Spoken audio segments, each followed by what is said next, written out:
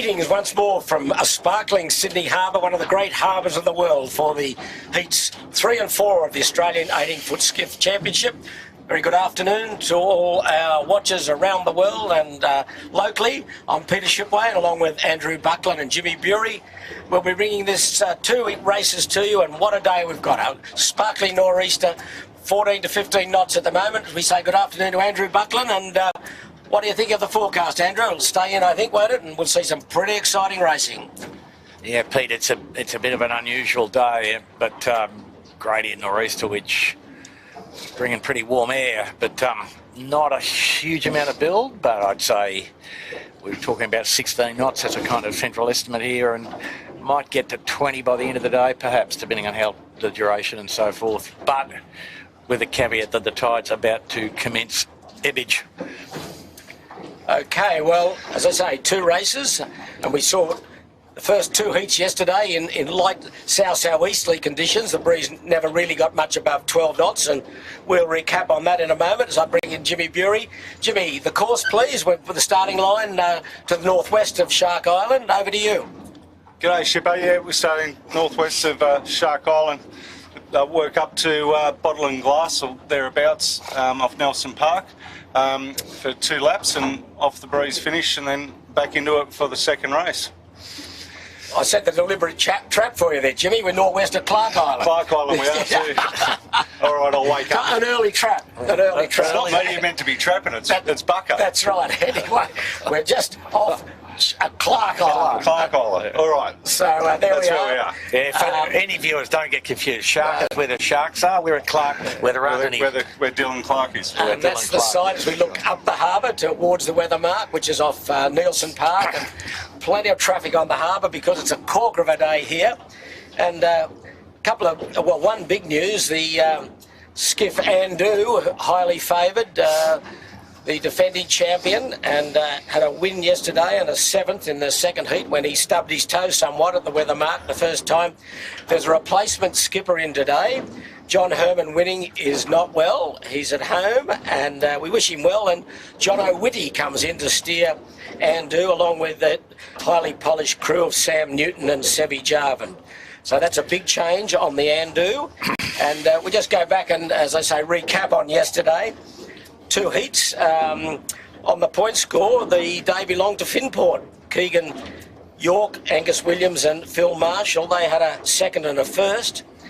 And they're leading on points with 3 points lost. Then Smeg, Michael Coxon, Ricky Bridge and Tom Anderson, they had a pretty strong day with a 3rd and a 2nd. And then Andu, they were dead and buried after the first leg in the second race. After winning the first race, they recovered to 7th.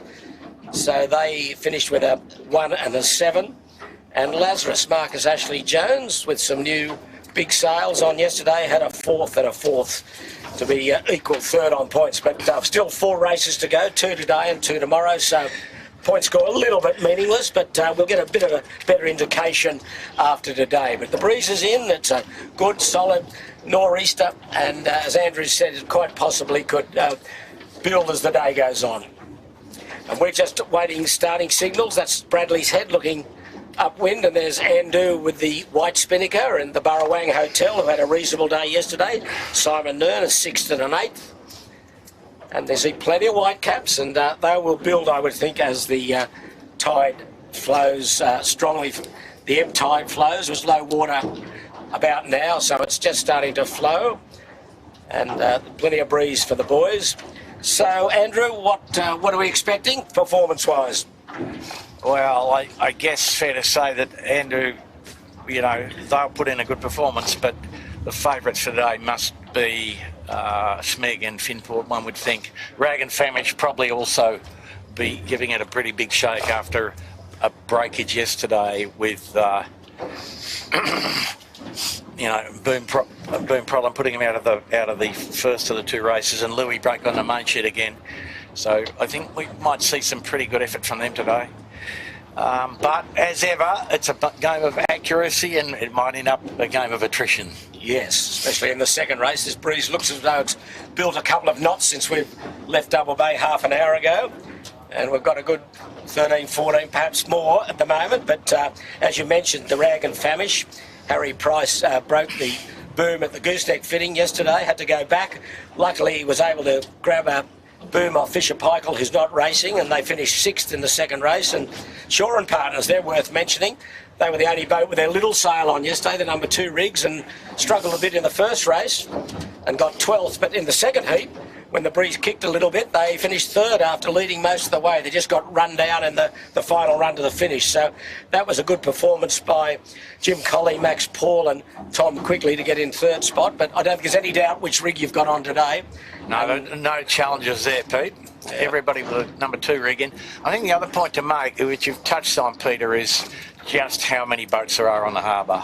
There's lasers, etchels, keel boats, historic 18s, and just your random traffic as well. And it's the first week or the second weekend of regulation club racing back on the harbour, and there's lots of work to do because the 18 goes upwind. It's faster than almost everything here, and downwind definitely faster than everything here, perhaps bar a falling moth, and there's none of those here, but everything else is a bit of a obstacle course. An etchel just looks like a stationary object, sort of. So plenty of work for the crews on a pretty constricted course area.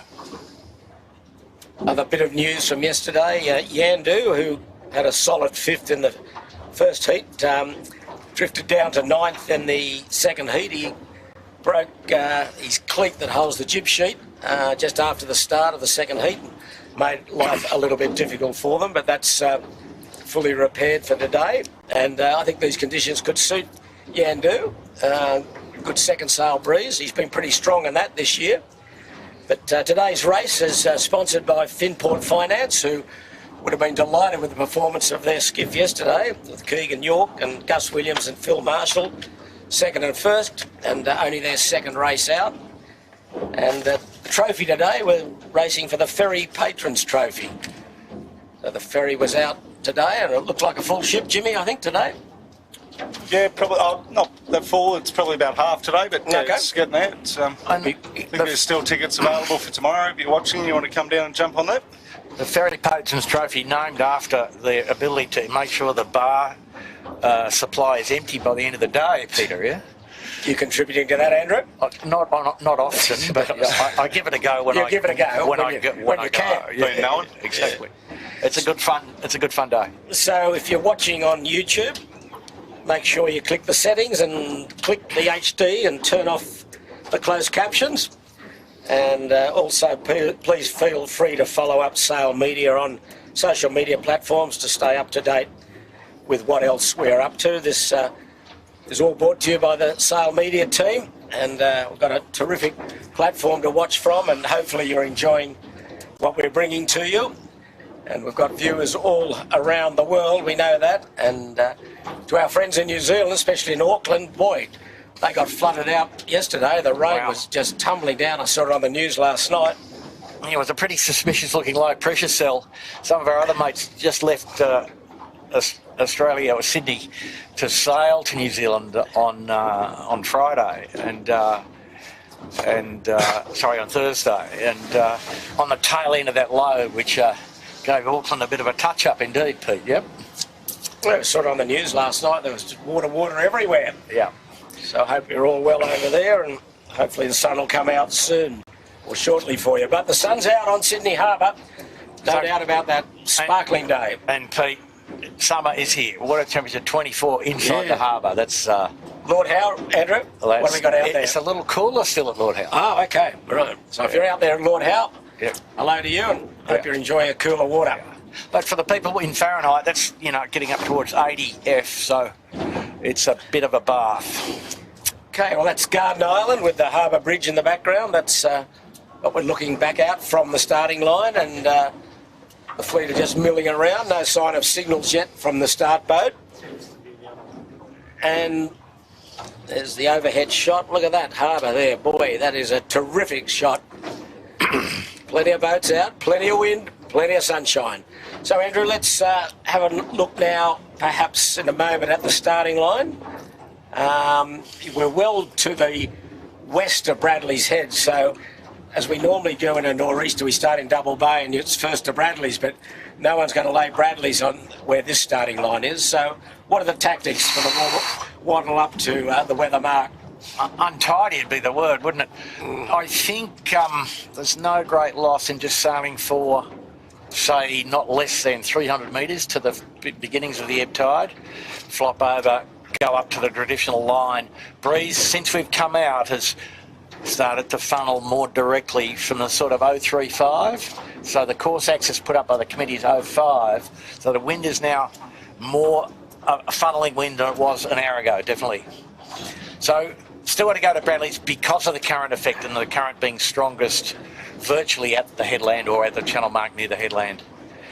But I mean, would you step up in a couple? Because if you go too far off the starting line on starboard, you could get trapped in there with sort of no wind and really squirrely bits.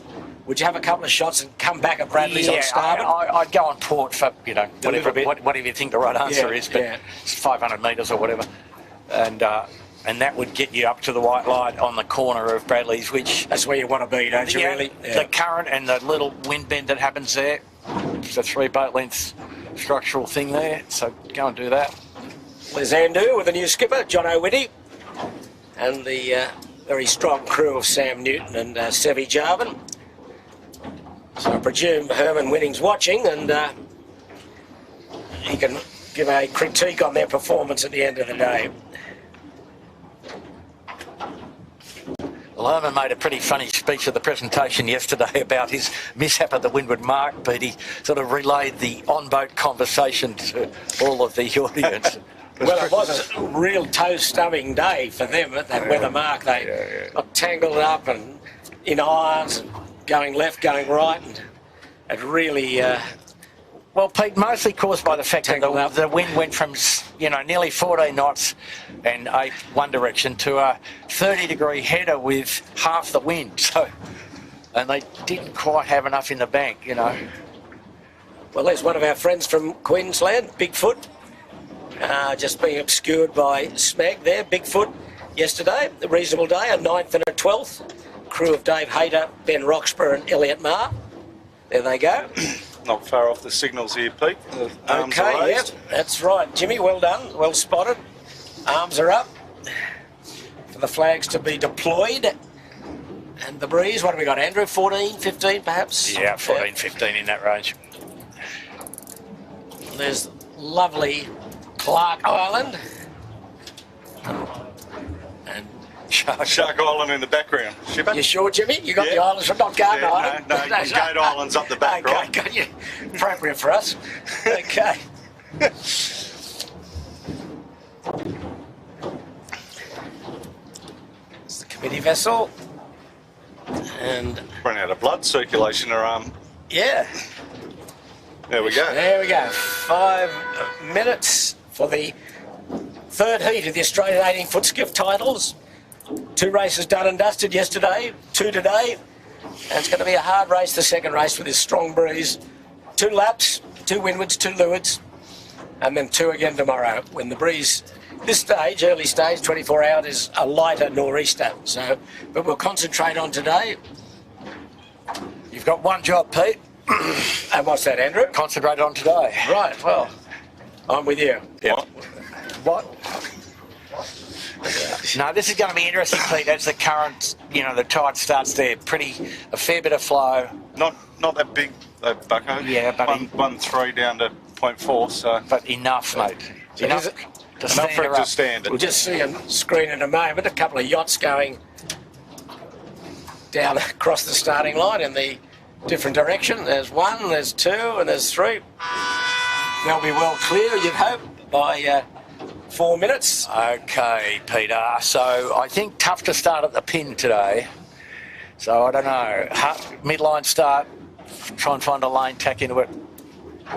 Or start at the boat and tack, as soon as you like, nearly. These shorter courses, as you said yesterday, Andrew, the start, pretty critical. Yeah. Terrible. You don't want to get tangled up or chicken winged up or locked up with other boats. It can really spoil your day. Now, the Sydney Harbour supply of chicken wings today is pretty big. Okay, 3 minutes 20 for the third heat. And Finport, the series leader after 2 races. We'll see how he goes. after only a new boat, and but very impressive in the last in the 2 heats yesterday for Keegan. There's there he is, the Finport. Well, Skiff alumni all. Gus and Phil from Manly and Keegan from the Bay. All pretty proficient. Keegan, part of the famous Riley family. Yes, that's right. Riley fittings have stood the test of time, but I think the company's finishing up, isn't it? Yeah, Or I think just it's all about? done and dusted. Yes, so. yeah. We've still got a few Riley fittings though, Pete. You can't go to Gee, sea no. without one, can They you? were good fittings. Boy, oh boy, they were good. Fantastic. Anyway, we've got 2.5 minutes just under. And everybody very reserved on the water here. Well, they were boys. reserved yesterday. I suppose the tide had a bit to play with that yesterday. But today we'll see how we go. Both starts were clean yesterday. Well, I mean, Pete, I think there is some sensitivity. An individual recall in this and your day's done, isn't it? It basically is such a short course. Yeah. Unless your name's Paul Elstrom, you know.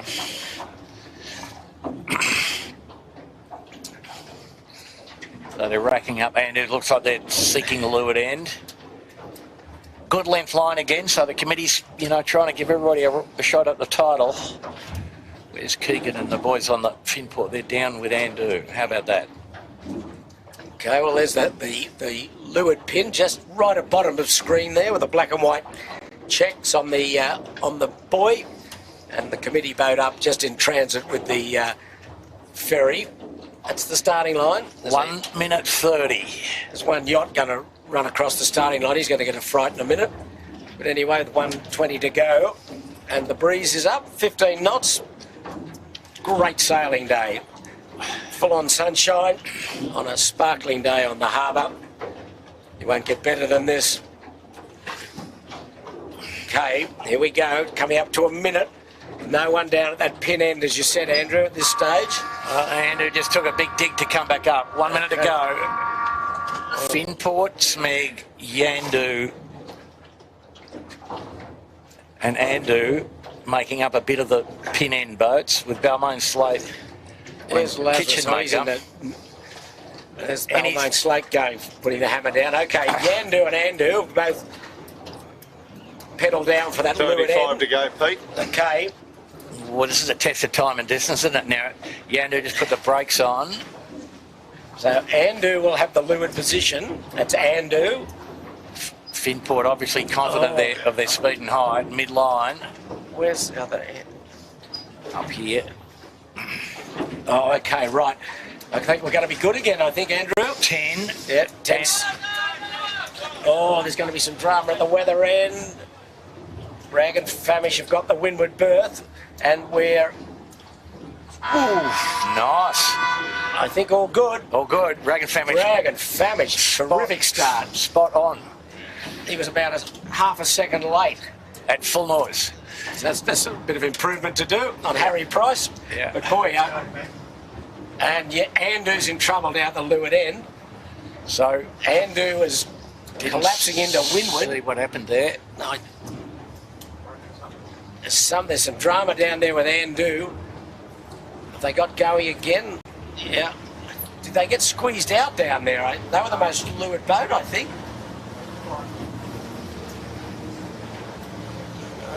Andu, all sorts of trouble. Birkenhead have missed it badly also. They're way back. But anyway, we'll concentrate on the leaders, and they're off towards Athol Bight, starboard tack.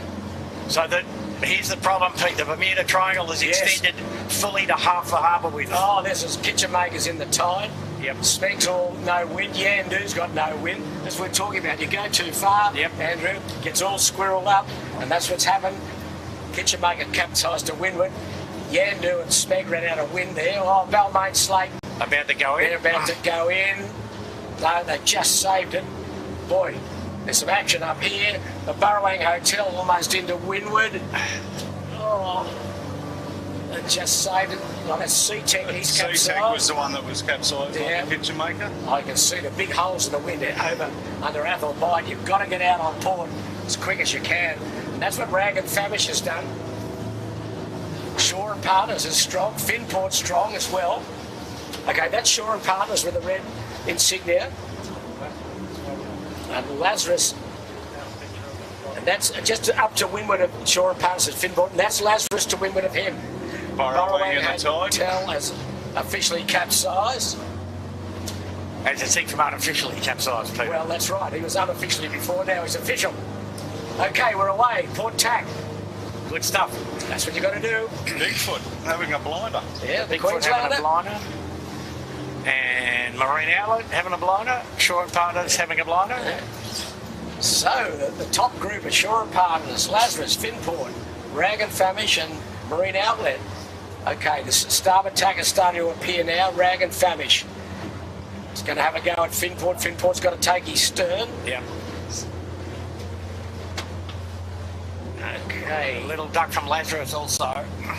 You'd have to say this breeze is really spiky now, Ed. Bradley's really building. Part of the course for that, those events we just saw, Peter, is now a northerly component. The first time we've seen it, it's back to regulation 030 down the middle of the harbour and a bit further left. Oh, this leading group is still on port. Yep. Rag and Famish off screen has gone on starboard tack into Bradley's. His course has been pretty solid. They've got a terrific start at the windward end. Queenslanders on Bigfoot are hanging in. Yandu's in the mix. There's Lazarus just tacked. Yandu tacking. Wow. Keep your eyes out, Bigfoot. Keep your eyes out. Boys have to go. There they go. There's the Royal Oak in the mix. Smeg, Lazarus. And, okay, they're all flicking onto starboard. Inbound ferry from Manly, if we look towards Bradley's, making life a bit difficult, occupying some room, but the Rag and Famish comfortably on the other side. Yeah, he'll be clear of the ferry. It's probably would like to be a bit 50 metres further to windward. He's pretty well positioned, Pete. He gets a good view from there, and he'll be fine. Okay, We're travelling with Smeg and Bigfoot. Bigfoot having a good battle here. Yeah, there's 3 boats in line there. Lazarus, 4. Yandu and Bigfoot. And Smeg just slightly advanced. And Peter, that's the Cavalier 28 Intergalactic Championship that's been those little keel boats that we saw. Nice little boats. Yep, beautiful. But anyway, we're looking at the 18s today. And there's Shore and Partners. It went very well yesterday in that second heat when the breeze It's subject to powerboat interference. Rag and Famish leads. Rag and Famish looks very strong at the moment. Lazarus doing a nice job. Lazarus's crew today, he's got a different crew. Rob Bell and Harry Bethwaite. Smeg, Very good sailors there. Smeg having to tack for the powerboat. Yeah.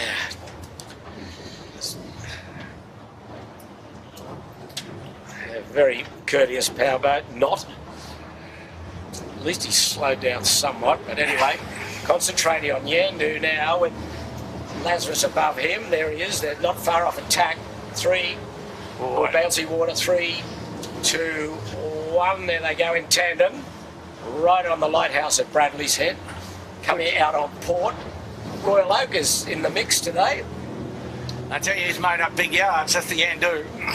Look up, Wind Pete. On screen, Yandu with 4 pines, not very far behind Finport. Yandu is smoking. As you say, Andrew, he was almost capsized just after the start into windward, but Shore and Partners. Finport again is strong. Wobbly old tack on the Royal Oak 4 pines. Pretty fresh here at the corner. Quite surprising just how localised the puff is. Just the compression against the headland here. Yeah, look how close they've gone in. Yandu. Yep. Finport tacks. Into the sand, call for water. Yep. And now a big drag race here, Pete. Yeah, well, Shore and Partners, okay. Tack done. And Finport done what every 80-footer sailor does. Just put the bow down and let her rip. Now Marine Outlet again. Come to join the party. Up in the performance yesterday with the 7th and 5th. Cam Gundy, Johnny Walton, and Charlie Gundy today. So plenty of kilos on the end of that wing. So it's close again. And Lazarus has gone out midstream. He's done okay. He's coming back on starboard. We'll see him shortly come into the picture. Yeah. So, Pete, the water's now rough enough. It's getting to expensive tack territory, isn't it? It's, wow. Powerboat wash. Get the Malibu out. Get the Mal out. Yep. Here we go. Waimea Bay, Eddie, Eddie Aiku. Eddie would go. Eddie would go. That one. I think you'll see Rag and Famish. There he is. He'll be across the Port Tackers, I think. So he will probably lead. Smeek's gone in towards Shark Island, off screen a bit. So okay, Finport takes his stern. Yeah, Rag and Famish, Finport first equal. That's what that tells you. Smeek's going to be the interesting one. He's gone right into Shark Island with the big foot. Well, he'd be thinking a little bit of positive current, maybe smoother water and less tax. Perfectly permissible. The ley line. So remembering, it's a 2-lapper. It's not the traditional nor'easterly course where they go up to Beechel Buoy near Sound Pigs. They're going to a laid mark to the west of Steel Point and then back to the starting area, to the gate, another windward beat, and then a run to the finish. So 2 windward beats, 2 runs. There's Yandu, and this is the leading pack, probably led by Rag and Famish. Marine Outlet's gone right into Taylors. into Taylor Bay. Jimmy, yes.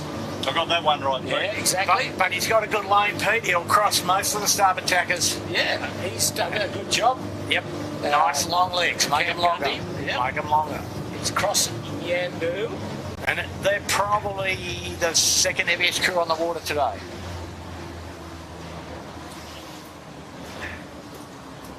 Cam would be 90 and his brother Charlie's larger. Yeah, well, Yandu takes them on starboard. Rag and Famish Also. ahead. Yeah. And have we got that windward? Oh, there's the windward mark, Jimmy, isn't it? Just to the left of the Nielsen Park blinker. I think there's a Yeah, yacht I think right that's on it, yep. Yeah. So they've still got a fair way to go up here. It's right off probably the west of Bottle and Glass for those that know Sydney Harbour. So they've still got a fair bit of runway to go here, Andrew. Yep. And I think your friend here, Mr. Winning on the Yandu's thinking about trying to find the Port Tack ley line from here. Oh, okay. Well, tide will be helping him, of course. Yeah, and Andu certainly not dissimilar. Less tax will be in their favour also. He's done a good job, John O'Winnie, standing in for Herman Winning. Yep. To extract himself for that wobble at the start. Just going behind Harry Price in the Rag and Famish as Yandu Tax. Lazarus Strong here in about 3rd or 4th. Now, how did the boats that went out in the middle go? I was about to find out. Finport's coming back. Finport's smoking in the middle. Yeah. No, they were looking forward to today with the rig fully sorted. They weren't on this rig yesterday, though, No, big rig yesterday. So I think Finport's close to leading. Yeah, certainly them and Rag and Famish appear to be the leaders at this point. And the Rag, I think, on the ley line, Pete. He's tacked right on the headland. He's got some good pressure. Yep. Reasonably clear water. Yeah. A bit bumpy with a few speedboats making things uncomfortable for him. But No, not on the ley line. Correction, everybody. Sorry. so Finport tacked under him, which would probably mean that Rag would lead. Just going through some bumpy water. Yeah, a bit of traffic management here too, Pete, I think, you know. You don't want to cross all the powerboat wakes more times than you have to. Well, you don't, but you idiots in powerboats, they wouldn't know where to go. They just make life generally difficult. There's some more waves for him. Some big waves for us. Yeah, but all the powerboats aren't straight back to Bradley's Head, don't they? So Yeah. Smegs not making too good a fist of it at this point. They're back in about 5th or 6th. Having trouble in the bump by the look of it. Looks like the jib's a bit full or something.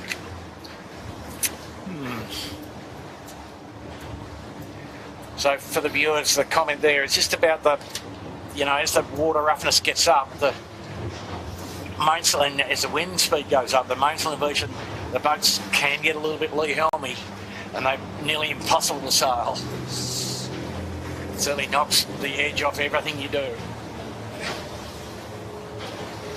So in the background, you've got the Rag and Finport are probably the 2 leaders.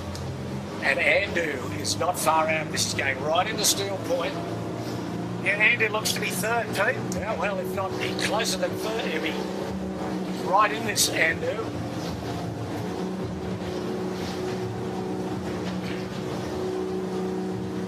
Finport is in front of the Rag, I would say.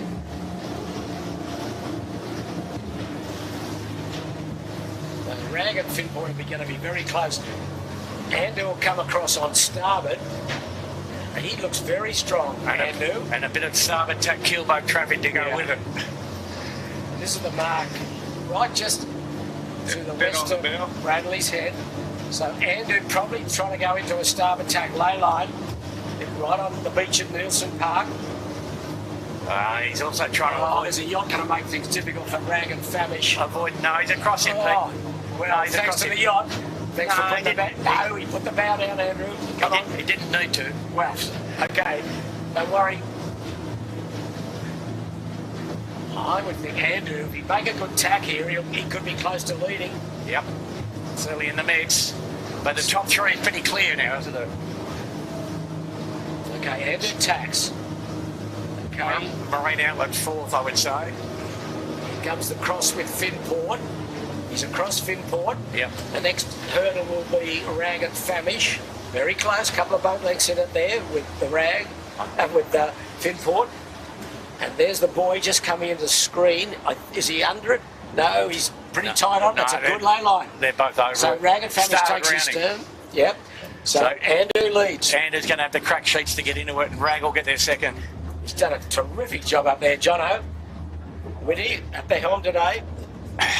Standing in for Herman Whitty. Which way we are around this mark, Peter? Well, I'd go port. Okay, sorry, yes. Okay, now the tricky bits come. Yeah, right. Get the bear away done. Okay, Rag is second. Finport third. And then following him will be Shaw and Partners. Just got one more tack to come in on the starboard tack ley line. Lazarus might have something to say about that.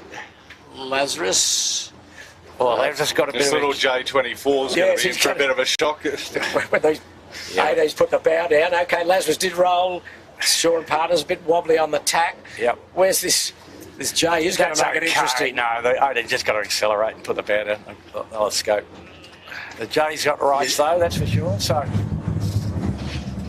fantastic, boys. So Lazarus fourth, Shaw and Partners fifth. Yandu's going to be taken to the cleaners by this J somewhat. He's around. He's sixth. The Bigfoot will be next. Bit of Sydney Harbour congestion, Peter. Yeah, I don't think the J knew I'd hit him then. No, okay. He's had a good day out though. Bigfoot is eighth, then Smeg. He's dropped back a little. He's ninth. Marine Outlet 10th. And they've dropped the bundle a bit in the last 100 metres there. The Royal Oak will be next around. Good set from the boys on the Bigfoot. We might get moving downwind because I've got to navigate through all that traffic we've had coming up. Okay, the Royal Oak will be next round, then Birkenhead, then the Kitchen Maker.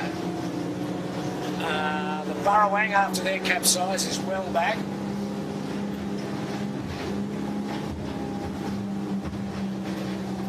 As is Noakes Blue. Balmain Slate, they capsize as well. They're a couple of 100 metres from the weather mark, along with the Kitchen Maker.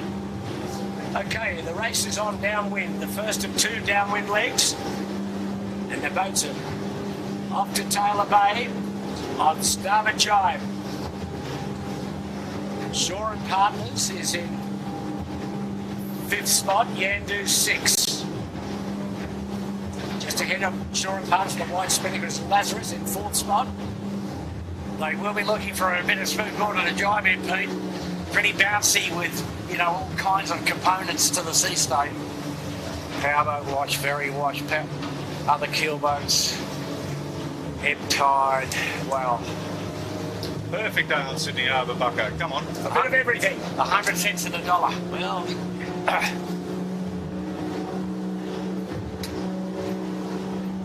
first to jibe was Andu. Finport's jibe and the Rag is jibe, but Yandu's still running in on starboard. Probably trying to get a bit of tide relief under Bradley's.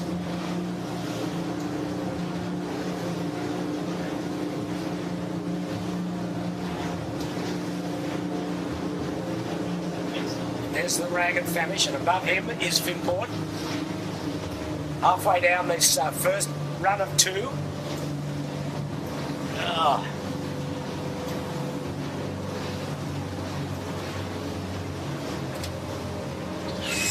Pretty nice jibe on the short partners. Very good. Jibing to windward of those. Off camera is Yandu. Not bad from Yandu either, nice and safe. Yeah.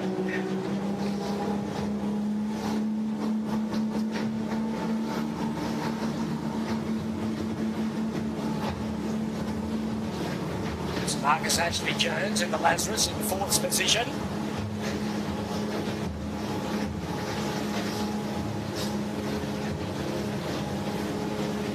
I think Yandu is extended down here as we're looking downwind at the fleet. Yeah, they've just been a bit neater than Windward.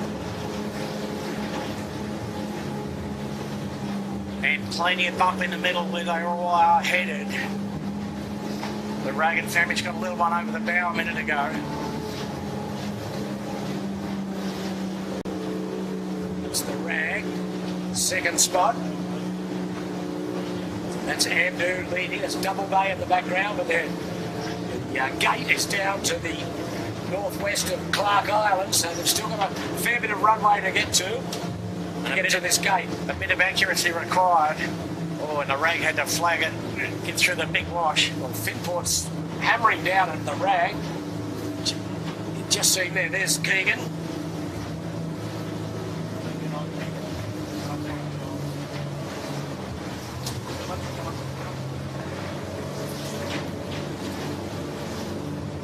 Just how bouncy it is, pretty evident here from the footage. Windward bouncing away through, I think, a wash of an 18-footer and a ferry wash there. Just go. 30 square metre coming on a wind, going to get a bit of a touch-up. His eyes are going to fall out of his sockets, the 30 square metre. Oh, Finport's got to duck up above him. Oh, it's okay, righto.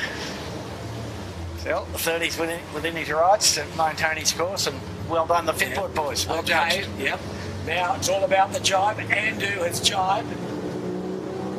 So, Jimmy, that spinnaker on the Windward, do we know what vintage that is? A bit like a Penfolds, mate. You know, it's hard to tell, but I dare say a year or 2 old.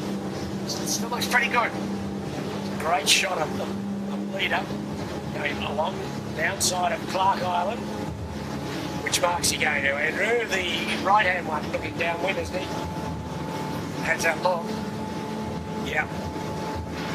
Full noise into the bottom. Now, But, yeah, he's going to go to that one, indeed. They're not mucking around. Johnny Whitty's enjoying it. yeah, well, good crew with him. And, it's a great effort from Jono. He's extended there. He's got to lead, what, about 20 seconds? Just about to. Yeah, nice little lead. If they just get the dial up done comfortably. Get it done. There they go. Nice and safe. Got a little lull as well. That helped the cause. Okay. Rag and Famish 2 coming, legs to go. Rag and Famish just dropped. Nice and early. Nice and clean. coming in with plenty on. Yeah, and Keegan, I think he's overcooked a little, has he, on the Finport? But he might be going the other mark. Yeah. Or he might I not. don't know the benefit in that. You've got to... No.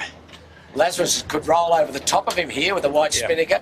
Oh, he's leaving things a bit late too, Lazarus. Lazarus is pressing his luck a bit He's harder, putting mate. his pressure on Rob Bell and Harry Bethwaite, old Marcus, but anyway. Yeah, so Keegan got a bit out of whack there. Yeah, oh, the Lazarus a bit out of whack. Yeah. Come on, boys. So Keegan going to do a jibe, I think, around the other end. Yeah, I don't know whether that's the move. Well, it gets him clear of the Bermuda Triangle. Yeah. It's not the neatest thing he's done this year, but... Okay, Lazarus would be third. Well, I only seen him twice before. Yeah, that's right. Yeah. Smeg's... oh, no, he's coming in quite square, but there's Fish, Shore Partners next.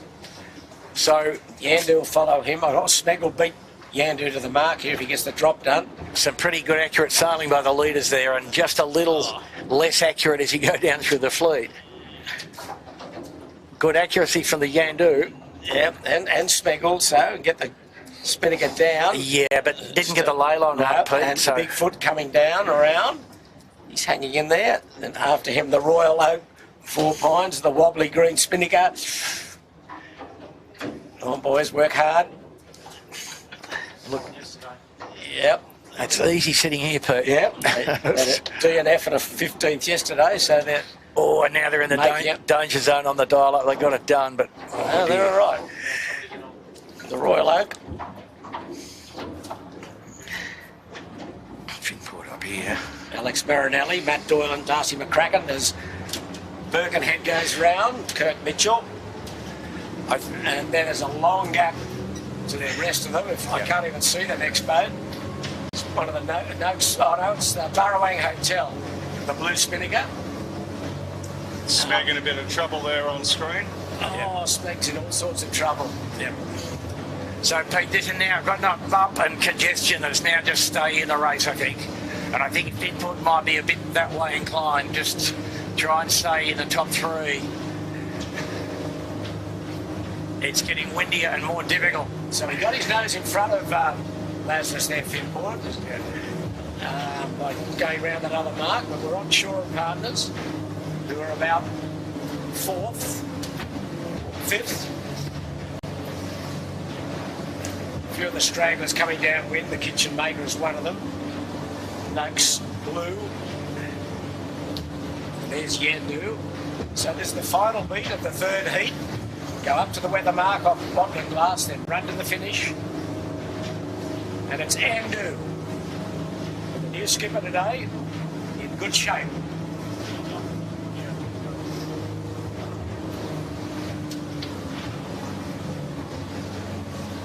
Yeah, breeze now for most of the course, through 030 northeast. Still a bit of element of east at the bottom. Funneling wind down the middle of Sydney Harbour. It's Lazarus going out towards Shark Island.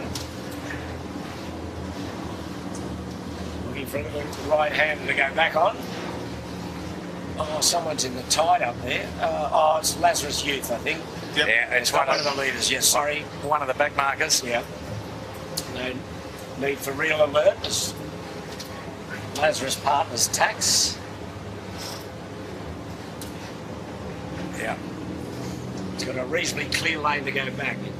Etchells will be clear of him. So the Etchells running down to their finish.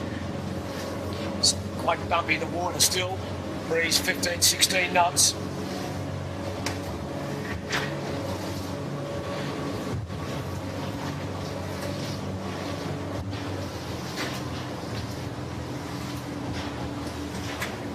Let's have a look at the form on the Lazarus, Pete. What do you like? Medium trapeze height. Skipper hiding behind the other guys pretty well. It's a bit I like. Doesn't want to get wet. No, exactly. Just trying to keep the salt out of his eyes. But they're good. That's pretty good technique, Jim, you know. Who's first and second on the screen? Yep. Yep. Still a good battle, but Andu holds, a good 20-second lead. Halfway up this final beat. Finport going to be just across Lazarus by about 4 boat lengths. He's going pretty quick, Finport. Yep. And that's what his little message at the bottom mark was, Pete. I'm confident of my upwind speed. I'm just going to stay in the yacht race. We don't have to do anything special, just keep putting it on the plate. And they look very comfortable, don't they? No main sheet being moved hardly at all. And the boat ripping along. Bit of a pleasure to watch, really. Windward heel and not too low trapeze positions. Bit of a split in the fleet. Andu's gone right into Taylor Bay, almost along the shoreline. Well, Keegan's going minimum tack theory, I think. Yeah. Rag and Famish's tack to go back, but there's Andu. You can see the shore. There's shallow water as he's coming back now on port. And there's, is that Rag and Famish? Yep. But Keegs would be happy with the last 200 metres in quite smooth water relative to what's on the western side here. And little or no traffic, so let's just see how he comes out of this. And that's a good tack in sort of 16, 17 knots of wind. Jib nicely eased and then just bowl her all back in and no loss there. Mains are pretty close to fully bladed, Pete.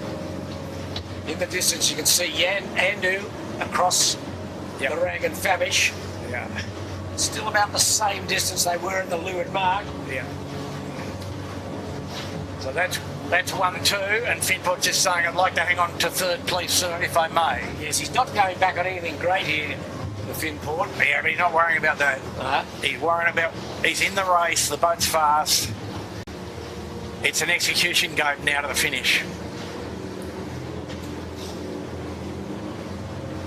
As long as you don't execute yourself. Yeah, get under the It should be called suicide. get mixed up with the power lines or something, Peter, you know. Whatever. Sydney Harbour's a tough venue at 3 o'clock on a Sunday afternoon. Such a beautiful day too. Yep. 16, 17 knot nor'easter, all skips on their second rigs. As we watch the race leader, Andu, Jono Whitty, Sam Newton and Sebi Jarvin doing a fine job. Now there's the Rag still going into Taylor Bay. Won't be far off attack, you wouldn't think. I think he'll go to the limit of the smooth water with wind. Would make sense, I think. Lewis Brake and Harry Hall, the crew for Harry Price. Now they're standing on. They're worrying less about the current and more about lengthening the tacks, getting the smooth. Not a bad plan. The harbour emptying somewhat of yachts, but still a bit of traffic on the harbour. The old story, Pete, the powerboats mostly go by 3:30. Yeah. And the keel boats are mostly getting towards their finishing lines. And the time is 3:15 in Sydney. Yep. So wherever you're watching, we hope you're enjoying it. Yep. We certainly are. If you're in the middle of winter and snow, well, we can tell you it's,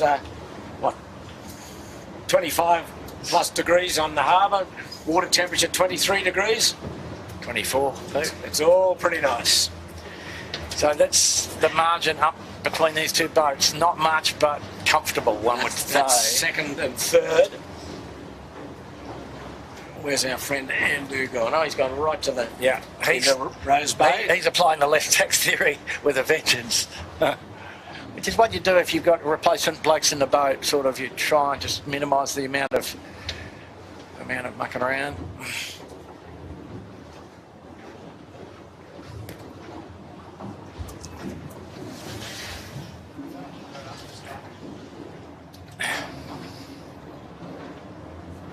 So it's interesting, isn't it? Andu obviously very fast uphill, but a fair bit of their time going was actually just in being accurate down the run.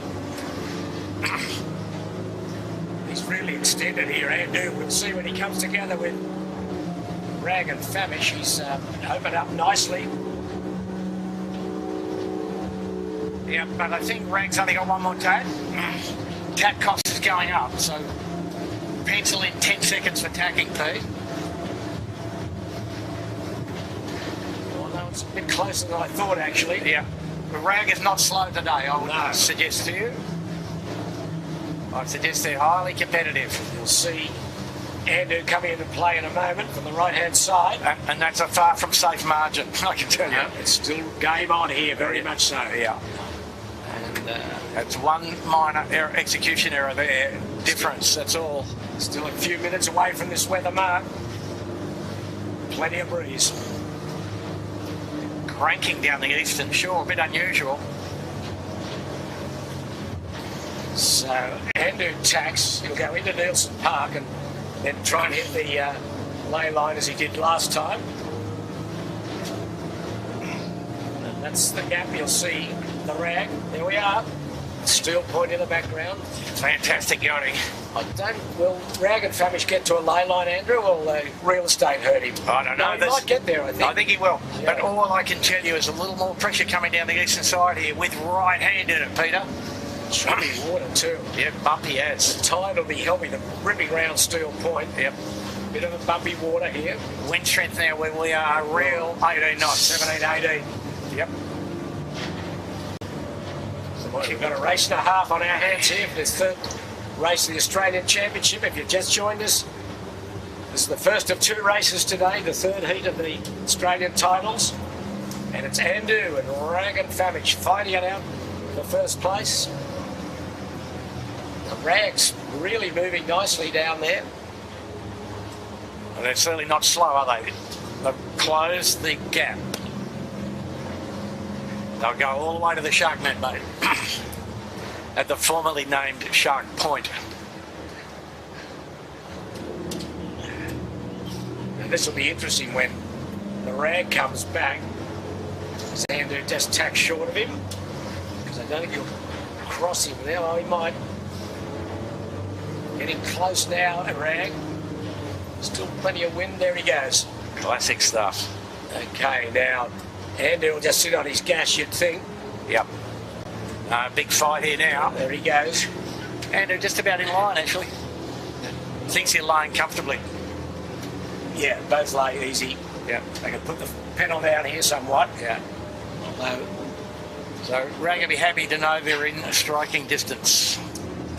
very good beat by the rag, but also Andrew. Yeah. Don't forget he was absolutely almost capsized at the start, so he's done a terrific job to get to where he is now to lead the pack. And they're a little bit tight on this lay, are they? No, the rag's hurting there in the gas of Andu. Well, he's just trying to get out of the gas of Andu now. Yeah, So he's gone backwards a bit there. yeah, a couple of boat lengths and a couple of keel boats, you know, not making it necessarily too easy. Okay, well, just watch this good pressure here, 17, 18 knots. Yep. John O'Witty at the helm of Andu. Nice rounding. Looks good. Here's the test. Looks good. Yeah. Rag and Andu's Famish around. got a bit more difficult, less speed on the approach, less control. Pretty conservative. Good stuff, boys. Not a sharper turn because they didn't have quite enough flow over the foils, but didn't go bow down and windward hoist. Okay, the race is on now to the finish. This is the final leg of the third heat. Don't hit the Nielsen Park blinker, Harry. There we go. We're away. Race on. Third will be Finport. And then a good battle for fourth between Shaw and Partners, Lazarus. And the Bigfoot, he's come right into play. And Yandu. And Smeg. Smeg, well, he's a little bit out of it at the moment. But anyway, we're off. There's Finport. Another consistent performance by Keegan. He's around. Keegan York.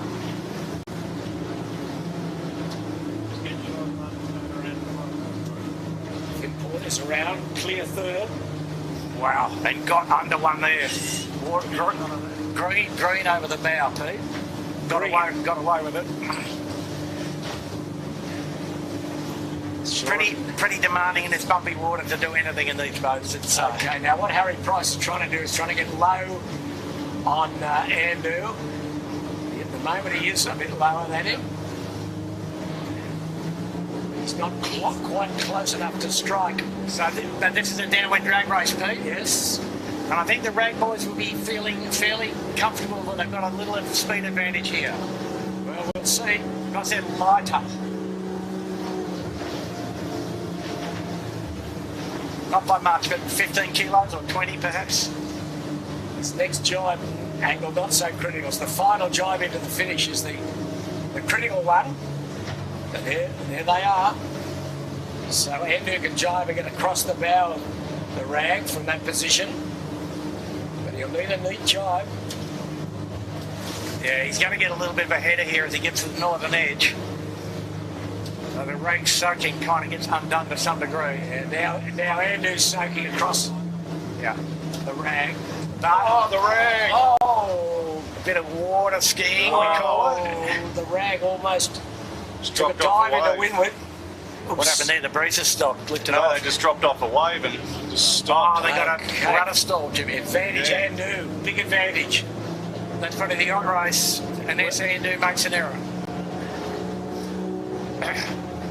There's Andrew jibing. Oh, hang on, boys. Andrew's gone.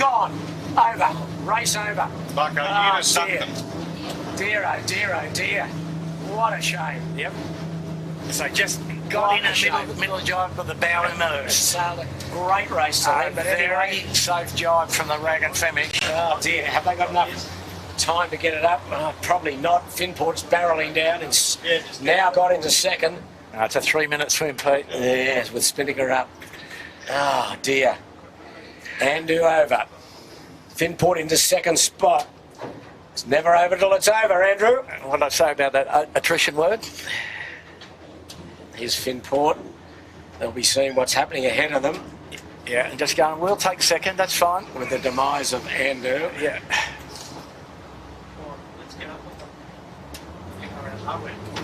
Okay, so Rag and Famish will be now first.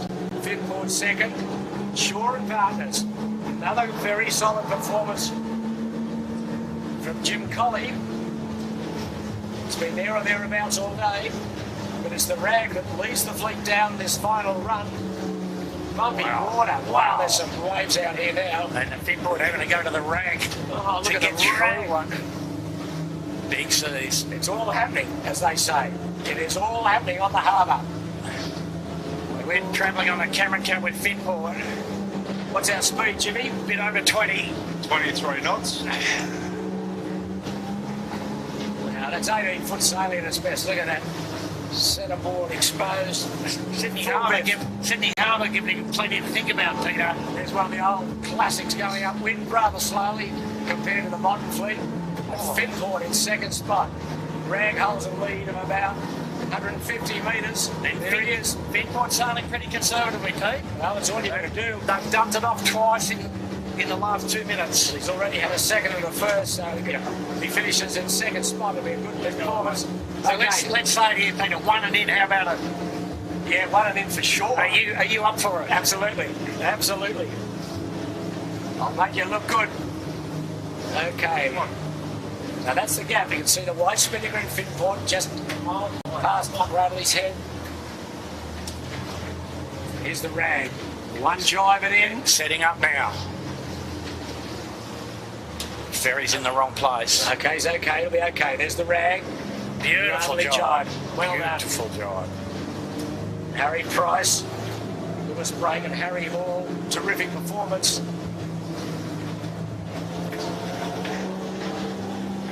Just got to swing it down to the finish now.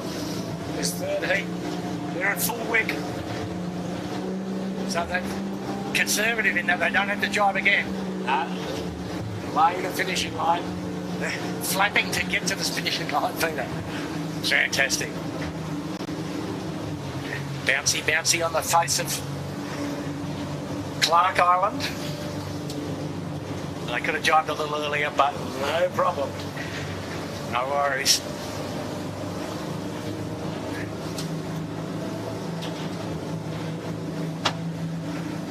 Let's put a time on this, Andrew, will you, please? No worries, Pete. Okay, there are 3 boat lengths to go. Okay, fine performance. The Rag and Famish wins the third heat of the Australian 18-foot skip championship on a windy and glistening Sydney Harbour after Andu had led the fleet for most of the way, or close to it, then capsized when clearly in the lead of the second last jibe. I don't think he's even up yet, is he? He's Oh, yes, he's up. just Okay, behind Steve. correct. Yeah. In about 5th spot. But here comes Finport in 2nd spot. So Finport's been the epitome of conservatism, really. Well, well done. Yep, absolutely. That's what wins regattas. Yeah. Right. Same. 3, 2, 1 every day. You'll win the contest. Okay, he's across. Shaw and Shaw and Partners Partners 3rd. Marcus Ashley Jones in the Lazarus is his 4th. again. 3/4 he's had now. We'll call that a 40-second win to the Rag. And here comes the Smeg and Yandu, but Yandu will going to get there in 5th spot, you'd think. Yeah, Smeg's coming to this end. Yes, the longest end. Well, yeah, but he's saved some time, I would suggest. Let's have a look at Smeg and Yandu. I think Yandu's... Where's Yandu? Oh, yeah, Yandu will get there. Yeah, I reckon Smeg for money. Smeg's close. Gee, that is close. Yeah. No, I think Anyway, Pete, Yandu. slightly shorter distance finish at this end, but Yandu 5, Smeg 6. bit of wind risk, you know. And that was close, but I'd give that slightly to Yandu, I think. Probably half a boat length. And then who we got after that is there? Andu will be next. And Andu. Bigfoot. So Andu will be 7. We've put our rifle away.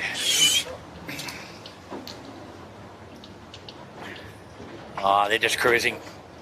Well, a big effort from John O'Witty really to step in there on that boat. Yeah, they got unlucky in the jibe, got the bow immersed, and Well, sometimes probably just shows that he hasn't been at the 18s for a while. And anyway, 7th now. And then Bigfoot from Queensland in 8th position. Gee, that's a good effort from those boys in a tough sort of day on the harbour.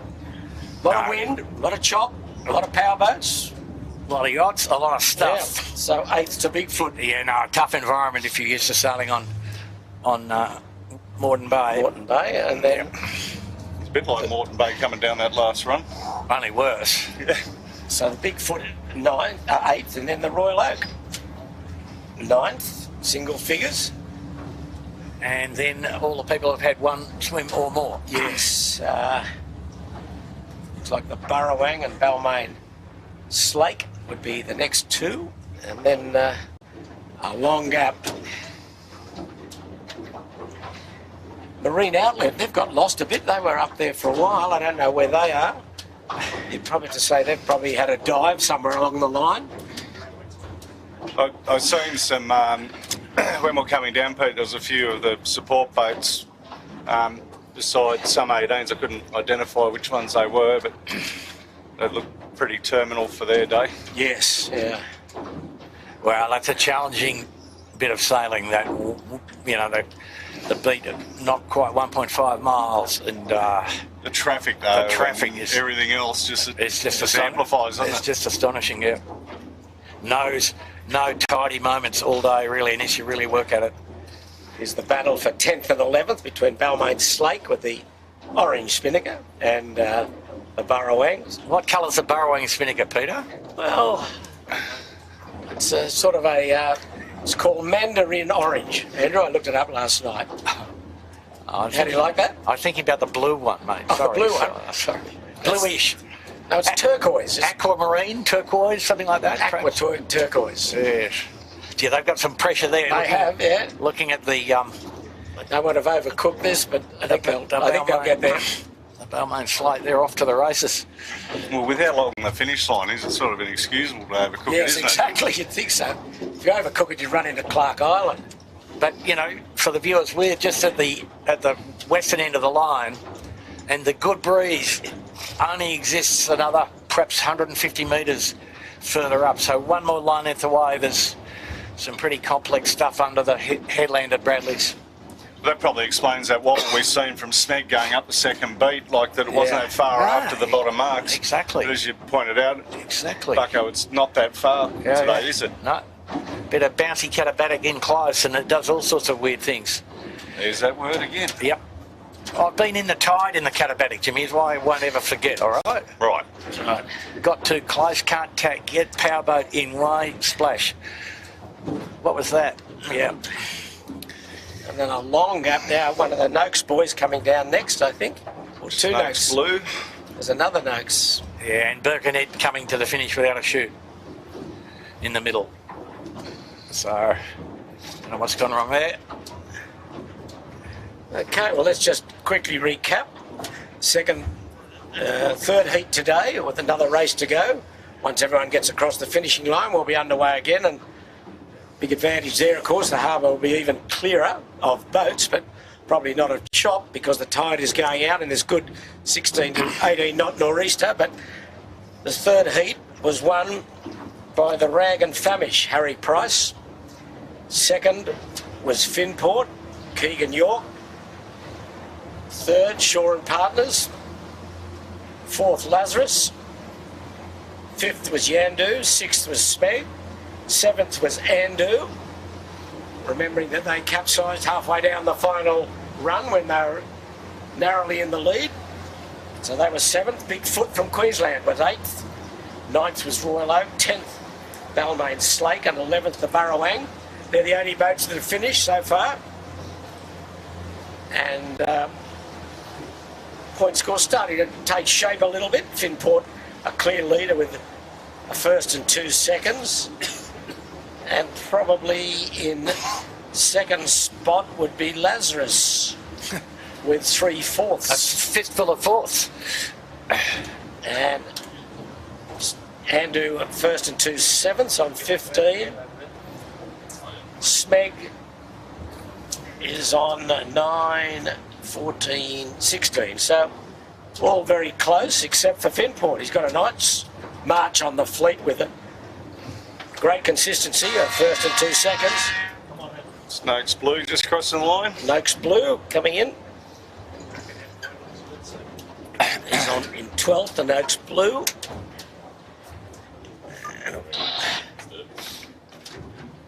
Noakes Youth coming to the finish. Yeah, with plenty on, but nice lay line, so no drama if they don't get one of those bad waves. Okay, Andrew, what did we learn? But wow, there's a good contest at the front is what we learned. Yeah. And the speed differences are pretty small in the top bit of the fleet. And you could see that clearly, Pete, couldn't you, in a sense that if you take away the tactical issues and some of the execution issues, Rag and Famish and Finport are the top 3 for speed through the water, upwind particularly. And clearly Marcus with 4/4 is about 4th fastest. Yeah. But this next race might actually be slightly easier because of the less traffic. But still, that race is partly determined by how accurately they sail down the run and how neat the bottom rounding is. Easy to lose 15 seconds by not getting that alignment correct. And so accurate, low-risk sailing is you know, what wins the day. In fact, looking at wind, Pete, I'd say the breeze actually not building anymore. Amazing. Few stragglers still coming down Birkenhead, as we said earlier, finishing without a spinnaker. They're 100 metres upwind of the finishing line, then way in the distance. Was that the kitchen maker, Jimmy? No, is it? it's Sea-Tech, and Oh, I think Sea-Tech it's without a spinnaker. Marine. The one behind it with just a jib Oh, right, is yeah. Marine Outlet. Oh, that I looks as believe, though their mate. day's over, doesn't it? Mainsail down. Their day is well and truly over, I would think. The Birkenhead got some broken pole or something, or torn their spinnaker in half or whatever. Because they're still sailing. Well, they'll limp across the line. Yeah, they've been in the tide clearly, but In 14th.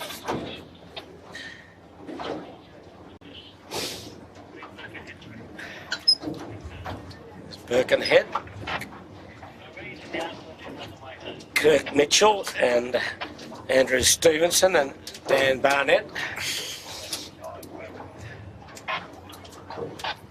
So just heard on the radio that Marine Outlet's got a broken mast. Oh, okay. Wow, that's bad luck. only the top bit's missing. Well, that's enough, isn't it? I think so. Just put the reef in and go again. Yeah. No problem. Oh, that is a shame.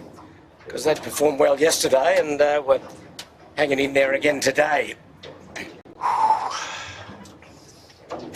So the fleet are just milling around now, waiting for the stragglers to finish so we can get the second race today, the 4th heat, underway.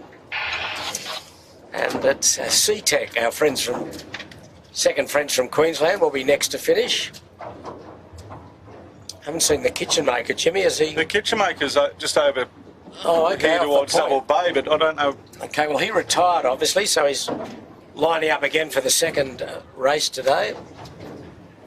Yeah, I think Sea-Tech might be the last finisher, Peter, perhaps.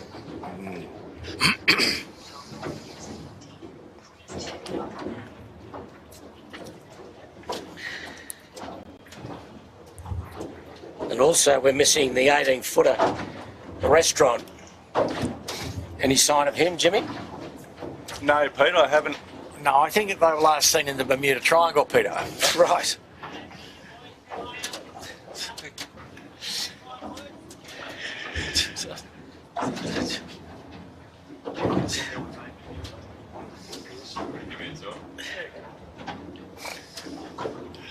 Okay, here's the Sea-Tech. Cruising in. Josh Sloman, George Morton and Angus Barker. Oh, good on them for finishing. Not an easy day, not an easy race, but they'll come home in 15th spot. So we might be close to starting again for the 4th heat, second race today. Yeah, so the committee's just having a little conference. The race committee, all on the committee vessel. What would they be conferring about, Andrew? I don't know, the temperature and the esky or something like that. I don't know, really.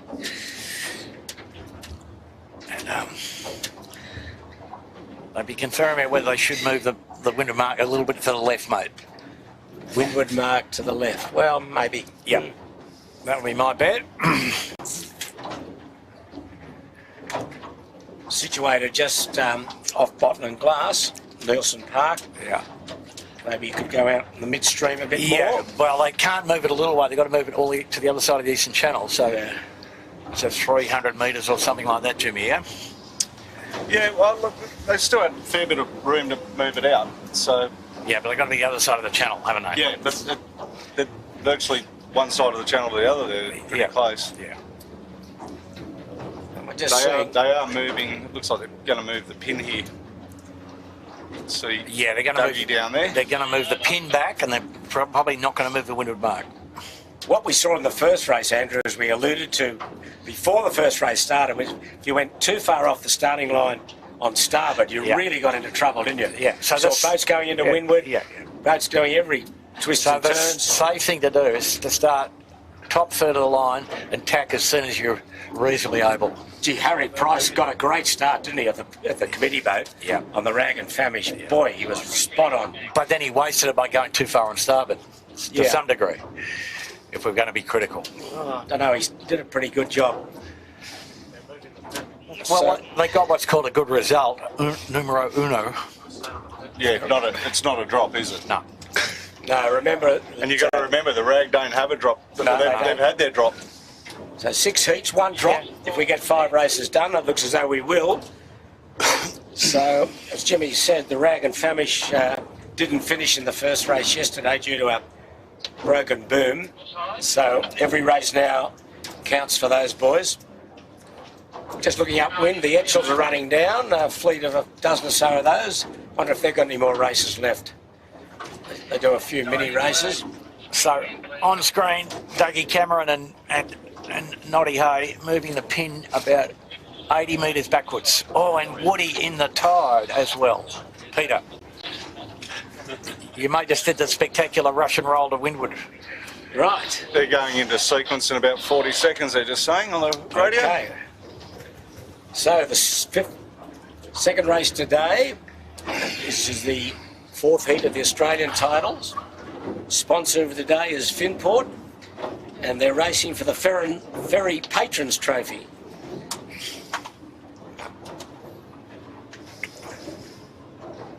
Wow. Yandu capsized on the start line. Into Windward somehow. Looks like mark sheet drop or something. You don't like that. Fang.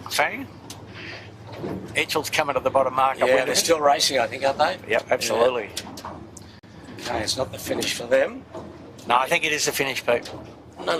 No, they're going around the corner. Okay. Stick Fair with me, Andrew. Stick with me. Oh, There's 5 minutes. 5 minutes to go. Yandu is up. That's the good news. Handu is up. Even better news. There we are. Race 4, Ferry Patrons Trophy. 4 minutes 40 to go. In a good northeasterly breeze on the harbour. 15, 16 knots. A little bit more at times, Pete. The compression at the headland of Bradley's in particular.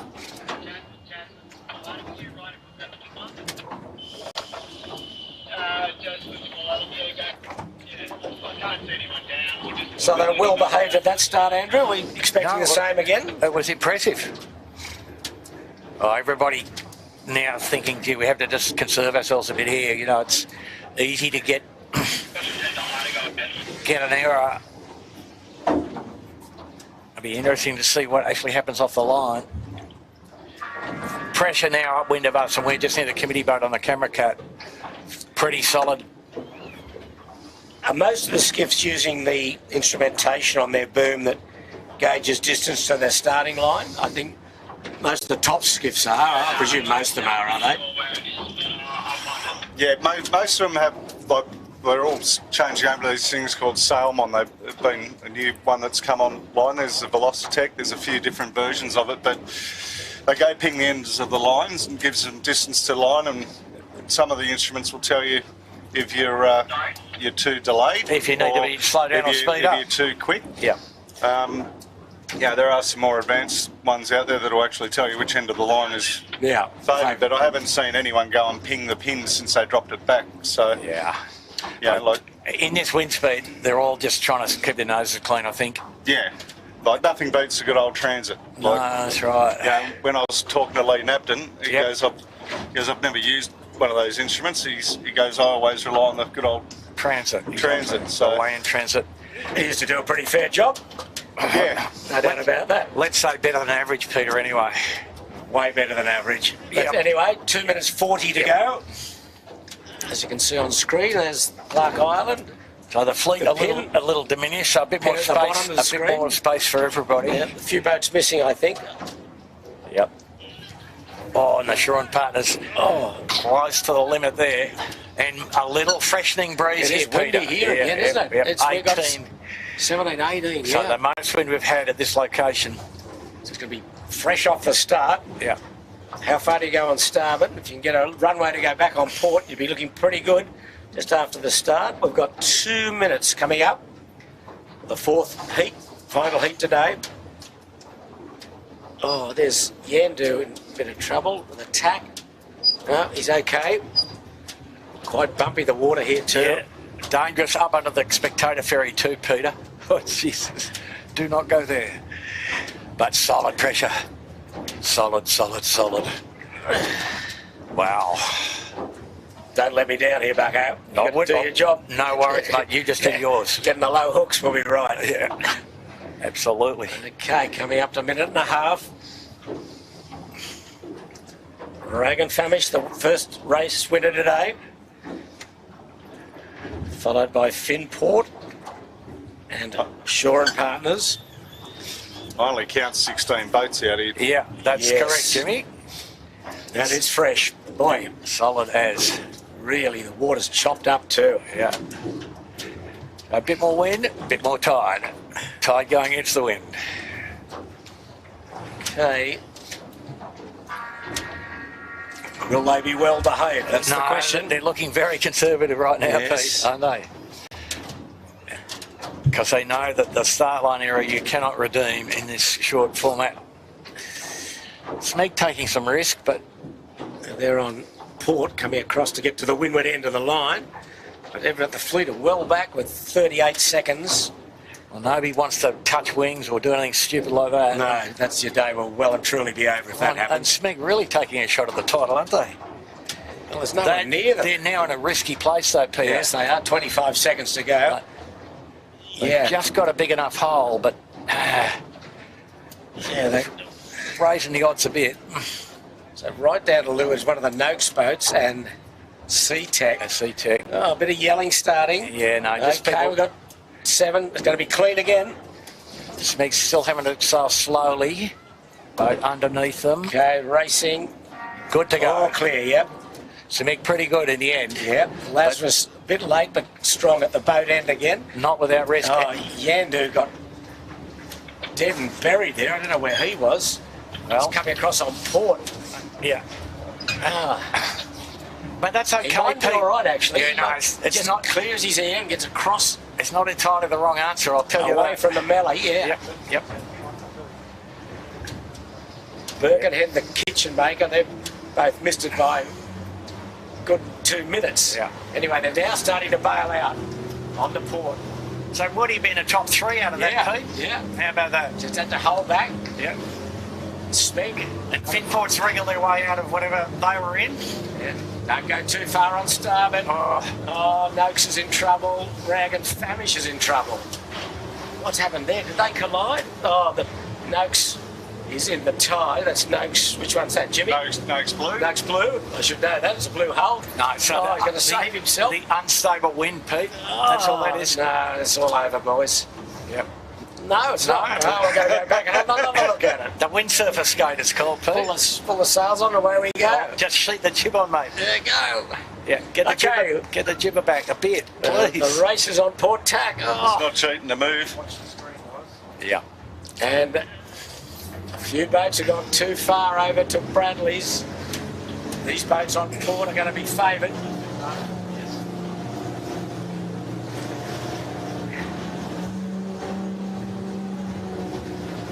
Andrew's done okay. Yeah. He was one of the last boats to tack onto port, but he's got a good lane of pressure.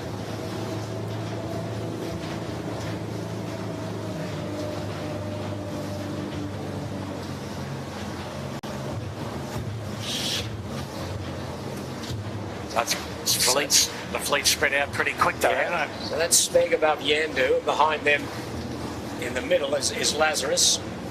Above them Finport. And then on screen, but right up to Windward, in a strong position is Andu.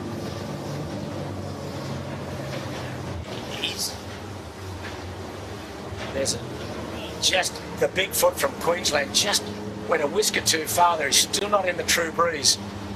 Yeah. Shore and partner comes across his bow. Just be careful, shore and partners don't go too far. Yeah, no. A few holes in this breeze. Very volatile for sure. Yeah. Within the next 30 seconds. Yeah, there's a few holes, isn't there? The ferry coming around Bradley's. Yeah. We've got a fast Come ferry into coming play. up right behind us. Yeah. Well, shore and partners have started very well the last couple of days, but here they go. Well, I'd say well-timed tack, but not a good tack. No, that's Not enough wind. He just ran out of it. He just went a couple But of boats still- too far. Oh. And very fresh then. Yeah. Rag and Fanish and Smeg have come together on screen. That's What, undesirable. did they hit Jimmy? Yeah. Oh no. Okay. Well. Well, I it looked know. like it. We had For Rag the and fast Fanish. ferry almost come aboard So the Smeg camera was on boat. starboard, weren't they? I would think. Yeah, I think it was a late tack. That might have to play out a little bit later. Rag and Famish, winner of the race, first race today. He's still just. Watch this bear eye around the back of the Smeg. Wow. Holy hell. So there's Royal Oak, and away in the distance, Zandu. He'd be the leader, I would think, but off screen, Yandu and Lazarus have gone right into Point Piper. Very different track. But it's Andu we're on screen with at the moment, who was very solid in the first race today until he capsized down the final run when leading. Well, Finport in good order on the left edge too, Pete. Yeah, but Andu's in very good order. Oh, Oh, Finport and Smeg almost came oh together. now Finport's in the time. so that was a result of being on port and not being able to get organised enough to bear away. Well, Yep. it is certainly all happening. So Finport's now capsized. The graveyard at Bradley's. Here we go, men. Oh, there's boats in everywhere. There's Noakes No shoot. Youth. Okay, they've wriggled themselves up, and Shore and Partners going across on starboard. Smeg's tacking underneath them. And then way in the distance, we can't see them off the screen, is Yandu. See him in a moment, still can't see him. He's further. There he is, Yandu. And the Bigfoot behind him, Lazarus. The Burrowang's out there as well. Pete. Simon Nern and the Barrowang, he's there. So Smeg and Shore and Partners, they're going in towards Bradley's. So Smeg's having a couple of tangles up, one with Rag and Famish and one with Finport. Both of those boats capsized. And has just tacked off the lighthouse at Bradley's. Oh, good pressure. He's in a nice left-hand shift. Still in shallow water there, you can see. So you'd think at the moment Andrew will hold a pretty nice lead. Yeah, none of the guys out of the right are close. No. I don't think at all. Breeds a fairway in the left up here. Smeg going as far as he can. And there he goes. What's going to happen with Shore and Partners now? We'll go behind him. And that's a pretty good tack in 18 knots of wind. Yeah, well, pretty good crew, as you'd expect. Yep. A couple of world champions there, and Coco and Ricky Bridge multiple times. And Tom Anderson doing a really good job on the bow.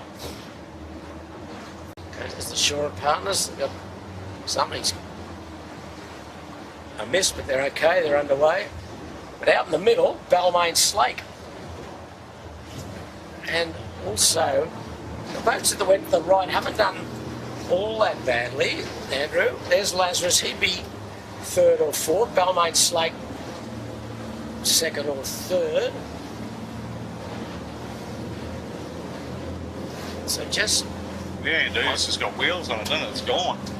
Andrew, wow, it sure has. Well, I mean, Jimmy, it's a war of attrition. Smeg's been in 2 accidents. Yeah. The other 2 most favoured boats have both been in the tide. Yeah, but they were quick enough to get out of trouble early. Yeah. Where the other blokes seem to just get tangled up. Well, the runway on starboard was very short, 200 metres, if that, so. Marcus Ashley Jones and his new crew today, Rob Bell and Harry Bethwaite. A couple of good campaigners there.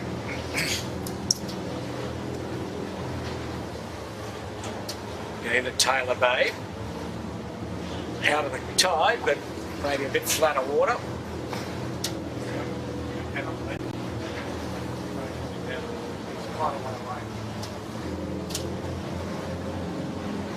There's Yandu that's come up the middle, and boats above him there are Balmain Slake and Lazarus just tacking. The Balmain Slake across Lazarus. And they've finished 10th in the first race today, the Balmain boys. They've had 2 tenths and an 8th. And they're going out with Yandu. They'll probably... Lazarus and Yandu are going to be close. Lazarus will take the stern, I would think. Yep. And then following on is the Burrowang and the Bigfoot. Reese looks a bit in the left here. Yeah, a little bit of rotation, so it's a different beat to the previous race. Way in the distance, you can just see on the bow of Balmain Slake, that's Andu just behind that ferry. That's Andu way over in Rose Bay, coming up to Steel Point. Right now. He's just galloped away, Andu. Boy, oh boy. And we're watching Yandu tack, and there's Andu way in the background.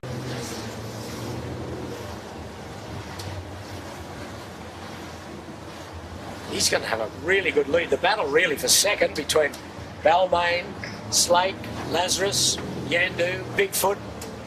Shore Partners over there as well. With their Shore Partners, the red on the sail way in the distance. Where did Smeg get out of that? But anyway, Burrowang, they're tagging. Come on, Rollo, get yourself out there. Yeah. There he goes. Grant Rollison, Brandon Byank and Simon Nern. Wait for it to come in from the left of screen. Shippo, one of your favourites. Oh, yeah, look at this. Look at this bloke. Fantastic, yeah. What a beautiful looking boat, too. Yeah, I do. Everyone got a torpedo. Anyway, back to the race. And the Burrowing having a good day out here. They are. They're high in the left. Andrew leads by a mile. But Andrew, talking about good days out. Yeah. Wow, this is a great performance. Anyway, got to get the race done, haven't you, Andrew, as we saw before? Yep. Got to lead at the finish. No sense leading halfway up the race, up the beat. Yeah, you go up.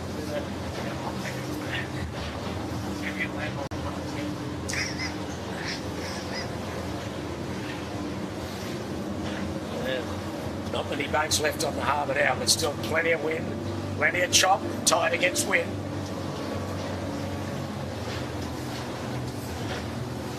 So there's Andrew, he's back on port tack. Looks like the Balmain Slake boys could be second. There, and Lazarus down there. He's pretty close Woody's to it. tucked in right behind the barrel one. Yeah, but Yandu's hotel. tucked in there.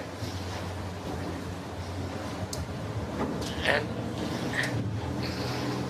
2 boats that had casualties, which are Finport and Rag and Famish. I can see the Rag and Famish. He's probably back in about 8th place. Yeah, and Finport's about 10th, Pete. Is he? Okay. Not still on screen, but he's up and going, okay. operating again. It's the beautiful Nielsen Park, Steel Point, and the harbour now. Plenty of wind. So they're about 150 metres from the weather mark, and he'll go into the starboard tack ley line and flop over. And it's Yandu that's making a pretty good fist of it off screen. There's Smeg. He's back in about 6th place. Shaw and Partners right in on Nielsen Park.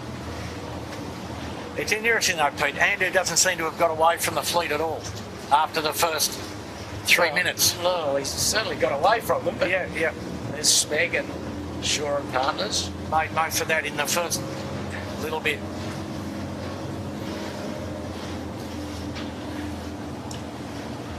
Okay, that's the great overhead shot, and that's probably the lead. Okay, Andrew close to attack. Yep.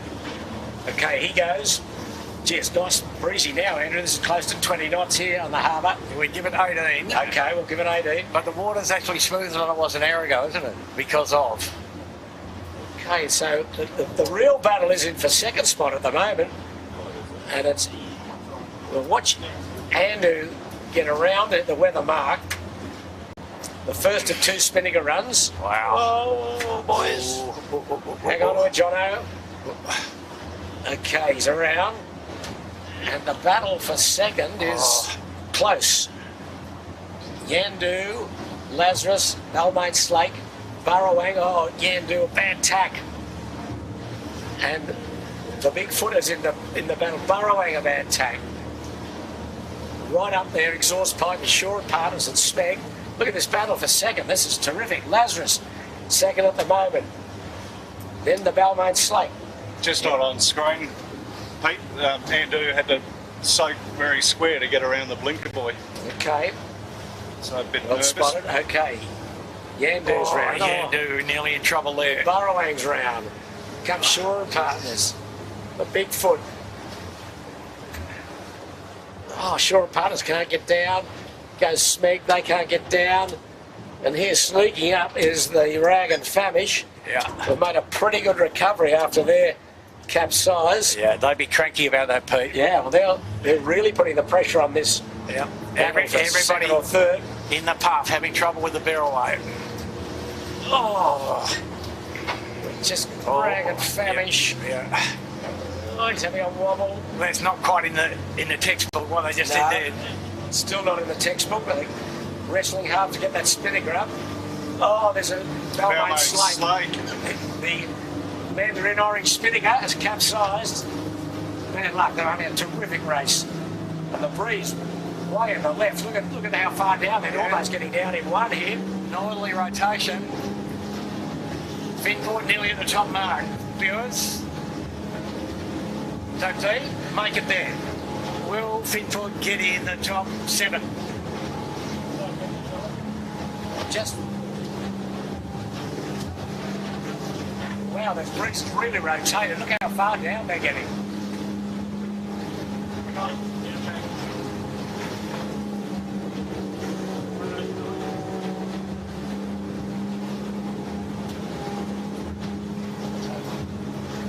That's from top of screen. It's Yandu, Shaw and Partners, Smeg, battling it out to third. And I can report that good recovery from Rag and Famish, somewhat short-lived. They're coming down without a Spinnaker. But look at these boys now. Good stuff there on the Yandu. Right in. Full wick here. We're toiling along with them on the camera boat. We're doing 26 knots. 3 great crews here. Look at this. Michael Coxon to Windward. In the middle. Jim Collier, the veteran. John Winning down to Leeward. Bad crash.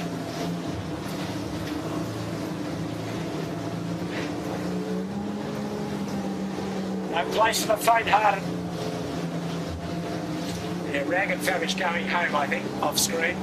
Anyway, we'll concentrate on the battle for third. Now, this will be tricky. How far into Bradley should go? Andrew leaves, but there he is. You won't want to go too far there or you'll get let down. Well, we have a problem, but he wants to get around the back of that green ferry coming out of Circular Quay. Yeah. Okay, there's Yandu. Okay, this group are jibing down. That's Smeg just jibe. short of Bradley's. You'll go out and you'll see Yandu cross his bow in a minute. Where's Yandu? There he is, somewhere there. There. And Yandu's jibe. Aha. There we go. Smeg and Yandu. Oh, Yandu's got a wobble.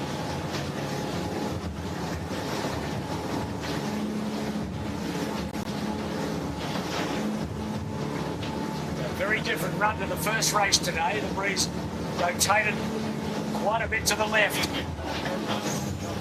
And probably nearly 30 degrees, Pete.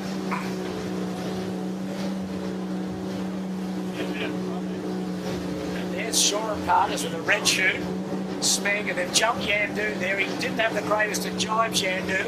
No, he had to flag the chute for a second for some little issue. Not sure. But this isn't about anything but stay safe, boys and girls. Yeah, get some accuracy in these jibes. Yeah. Okay, Shore and Partners jibed on the starboard already. Don't want to leave this jibe too late or you'll be in real trouble. Yeah. Fine judgment needed here. Yeah. Shore and Partners going to give the punters on the very a good view. Get out of the way, they'll be saying, in somewhat more colourful language than that, I would think. Okay, we're on the leader. Yandu is going to which mark? He's going to the... He's going to do a jibe, Jibe right at the left-hand mark, is he? No, he's not. No, he's going to heat up to the Safety right-hand first. mark, yeah. Safety Well first. played. Yep, we'd agree with that. Sure, Partners barreling in, again, trying to get third position. Okay, here's Andu, he's got to get up. Oh, Andu. Andu. There he, boat's got to be heeled to windward to do the dial up. Yeah, he was late in the dial up. Didn't go as smoothly as they'd hoped. But they've got plenty in hand. Well, yeah, but Marcus Ashley Jones, he's done a good job down here. Very accurate on his jibe and around the mark. Jimmy. Get the jib on, you'll be more accurate. Oh, come on, boys. Okay. They need to get out of there pretty properly, and Andu tacking already. Smeg coming in on a good lay, so they brought themselves into the contest here. Where's Yandu? He might be having a lie down, do you think? Yandu. Okay. Is that Yandu over near going home. Clark Island? Going Or just early drop. Oh, look at this yacht right in the middle here. Get out of the way, you half-wit. Look at him. Really? Okay. Get off him. So Smeg's around in third spot. Shore and Partners will be next. Going to the other mark. And Yandu off camera. He obviously had a problem because he's well back now. But anyway, Shore and Partners round. Now it's still a good race. Lazarus throwing it down to Andu. And Smeg a clear third. Shore and Partners is around and on his way. He went to the left-hand mark. Yandu now coming up to the right-hand mark. He gave a bit away there, Yandu. Did you see what happened? No, I didn't. Some issue with the spinnaker. They had to flat the spinnaker for a second on the run for some reason. It's the same as burrowing. They're coming in without... They're overcooked it, have they? Yeah, but I'm noticing off screen the Bigfoots looks like they're going home. Well, Pete, there's no safe path on the right edge looking downwind, is there? Too much volatility. And plenty of wind in the puffs here. Wow. I don't know whether Yandu's got a problem. Woody's not even on the trapeze, but anyway, we'll concentrate on... Yeah, but he's just sitting up for a safe tack. Yeah. Anyway, here's Burrowang, all good. Yeah. And guess who's coming to join the party? The Finport overstood. He's got a bit of work to do. Well, but he's in touch, and he's upright. Yeah, he'd be lucky to get the top 5, but who knows? Well, if he got 6, it could still count. It's quite a lot of holes in this breeze No, down that's here, what I'm saying, Pete. So much volatility, you can only come to this side, basically. Approach it from the left. Yep.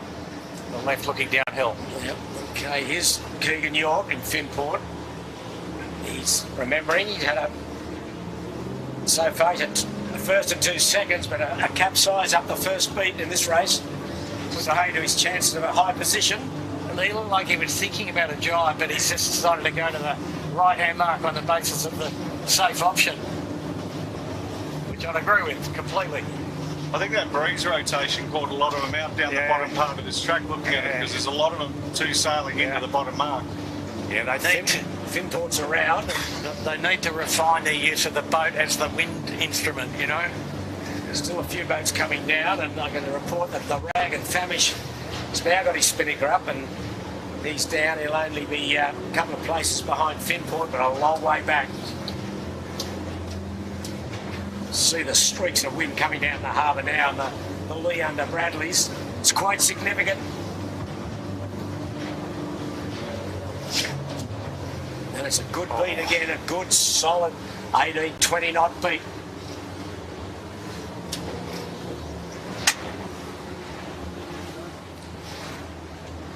Good stuff. Balmain Slake late perished up at the just after rounding the Windward mark in a very solid position.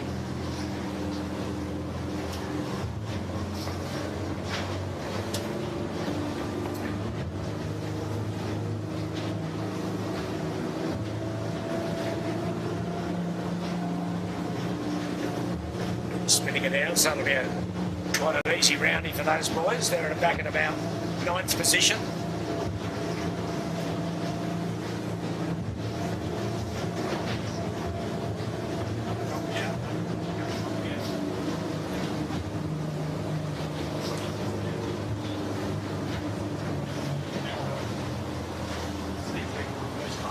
C-Tech, Queenslanders,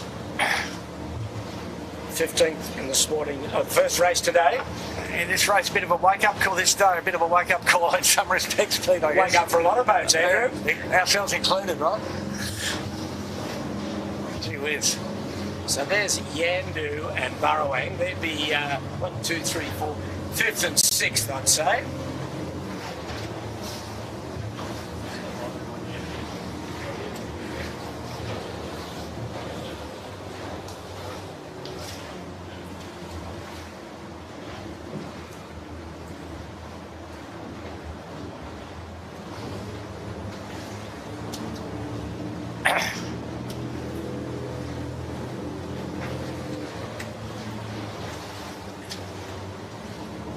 Noakes Youth in the background, just getting through the jibe. They might have overlaid a bit too down there. And there's the Burrowang.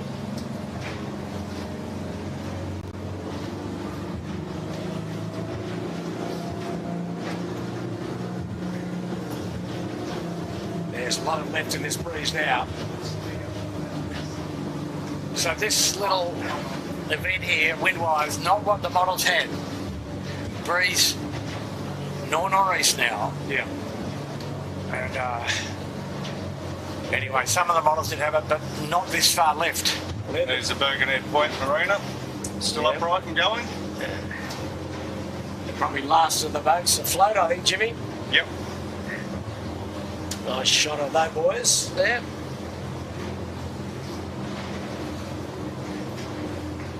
Okay, well, they're the three leaders. Top of screen, Andu on starboard, Lazarus on starboard. Just tacked on to port is the Smeg.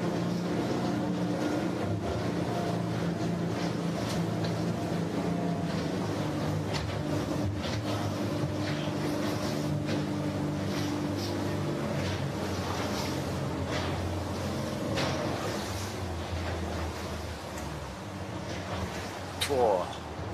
Yeah.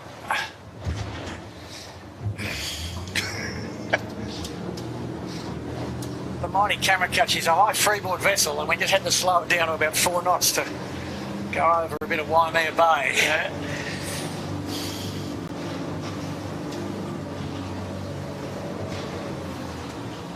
Smeg enjoying these fresh conditions.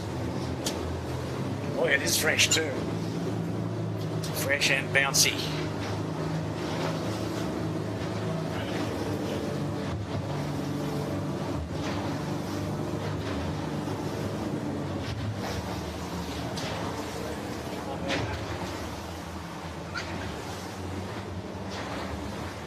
Partners making good fifths of the day, one of the lighter crews hanging in there. But about a minute adrift of the leader, Andu. Smeg in the back on the other shore. Yep, going into Wood Steel Point. So Pete, Sean Partner's got a reasonable grip on fourth. Marcus will have to give up his fistful.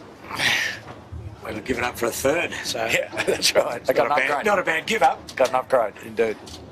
Anyway, still a bit of racetrack left, as we saw in the first race today. Spray everywhere. These boys working hard. They'll be pretty tired lads tonight. This is 4 really strenuous beats by the time this race is finished.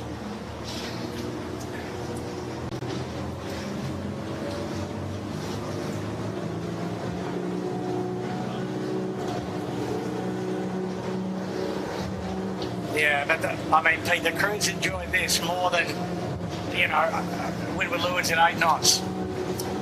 Yeah, at least you just get on the wire and stay there. They're 8 knots, you're in, out, up, down. Yeah. Turn it all around. There's a good shot of the Lazarus. Holding down second spot. And in the distance we'll see shortly. Again is the one moment we'll see the Andu. Not quite yet. Yep. There he is, and that's the distance. Boy, he's opened up again, hasn't he? That is a big lead. Yeah. Good lead, indeed.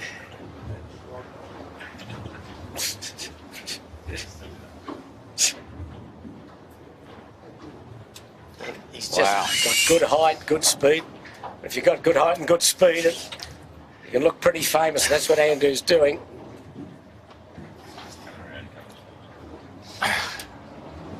We're waiting to go front. See Andu coming around the bow of Lazarus there. Yeah, and he's got pretty good height, pretty heavy crew weight though too, Pete. So You can see that paying dividends there. yeah.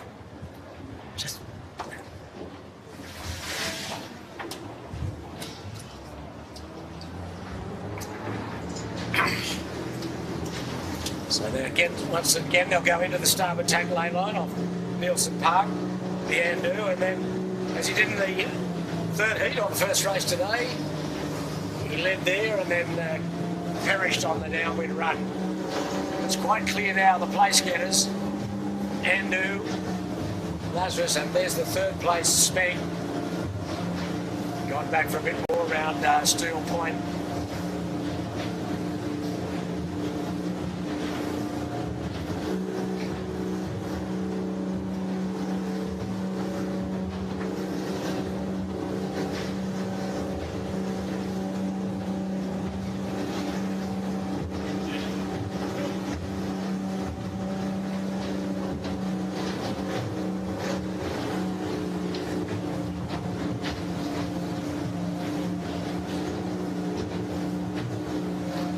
Still piping down the harbour and from the northeast, northeast perhaps. And this is the final beat around this mark, and they're on their way to the finish. Andu a clear leader. Remembering John O'Whitty at the skipper today, standing in for the normal helmsman, John Herman Whitting, who's not well. And wish him well and hope to see him out here tomorrow. But Jono's doing a pretty good fist of it. I actually joked with him last night when I spoke to Jono, and I said, he goes, I just want to go for a sail, get 2 good crew, and I said, should see what Sebby and Sam are up to, and by chance this is what happened. I feel like I put the mocker on Herman. Yes. Anyway, they're around. They've learned about the yellow blinker. We did hope so. We're bound to find out. This will be one of 30-second lead. A little bit more. There's the blinker now, Nielsen Park blinker. Got under it. Okay, and Lazarus not there yet. About to tack, another couple of boat lengths. 3, 2, 1, there they go. 45 seconds, Peter will be. So that's enough. All they've got to do is stay up. Don't put the kiss of death on them. Lazarus got plenty of vang off. Good bear away. Good bear away. Nice job. Oh, yeah. And a ball of spray. Clearly second.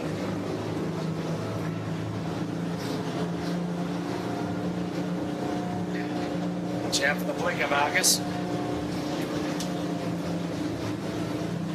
having a so hot apparent, can't get the chute to the masthead with the apparent wind over the jib.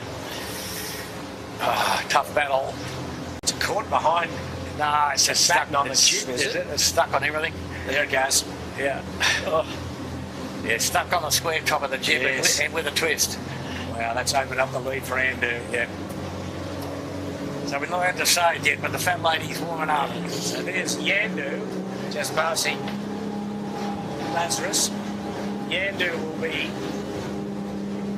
third, fourth, fifth. Okay. Speg's around, really good spinning ascent on the Speg. And again the breeze in the left. They're laying down a long way. So very short on port jibe.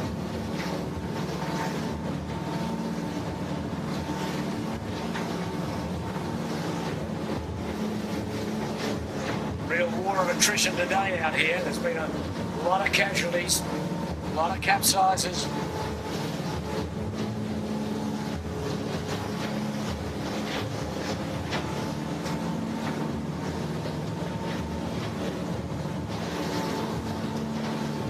Yeah, well, I think Smeek might be the only boat not to have capsized. He had a few tangles up, what we saw in the last first beat, but anyway, might hear a bit more about Safety that. cushions to lay on. There's second place Lazarus, holding off Smeek quite comfortably at the moment. So probably pretty tough job coming up here for Andu. Lazarus on screen, but bumpy water. Bradley's head. Oh, keep your fingers crossed for the boys. See,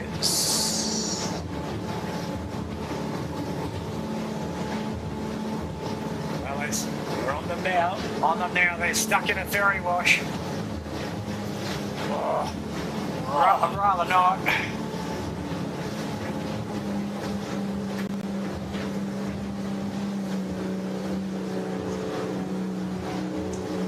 how far before the jibe, Andrew? Not long. Not long. Not long. Don't want to run into a squirrely bit here. They're okay. They can get to the middle of the ferry wash, that'd be a good spot. Still a bit bouncy. Or they might go to the ley line. Oof, that'd be a bit gutsy. No, having a look at it. Yeah. They're having a look at it. Here they go. Sammy's having a look at it. Right to the middle of the ferry wash. Safe jibe. Safe jibe. Not much wind on them, so good stuff. Smooth water. Handled very well. Yeah, nice job. Terrific performance this. Really quick upwind and solid downwind. So instead of sitting in the boat trying to figure out where the ley line is to go back, the easiest to look under the boom gives the main shed as a bit of a pointer. Yeah. Okay, not far off it, I wouldn't think, to be safe. Yep, he could go any time now. Come on, Jono. Oh. Hold your nerve, boy, hold your nerve. Oh, stick with And it. that's a little bit what happened to the last time. Yeah, but anyway, they've got the job done. They're on their way. Yeah, they're safely in the stable wind on the leeward edge. 40 seconds from the finish. Terrific performance this, when you consider Jono's just stepped into the boat today. He led the majority of the first race today, and so full marks to his crew, Sam Newton and Sebi Jarman, but top marks to Jono Whitty.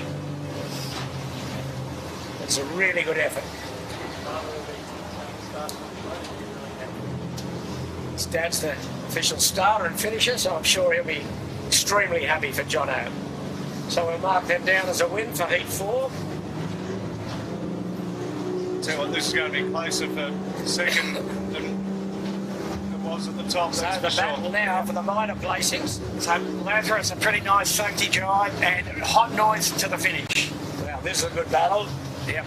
He's the closest end of the finishing line, the Lazarus, but Cocko's coming at full noise. Absolutely screaming. Wow, look at these boats go. Jeez.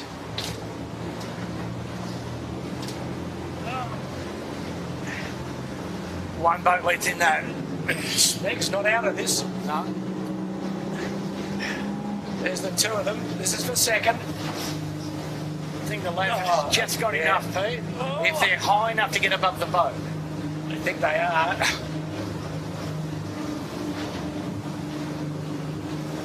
Yeah, Smeg's getting blown down. Lazarus Lazarus is going to get there. going to get there, I think.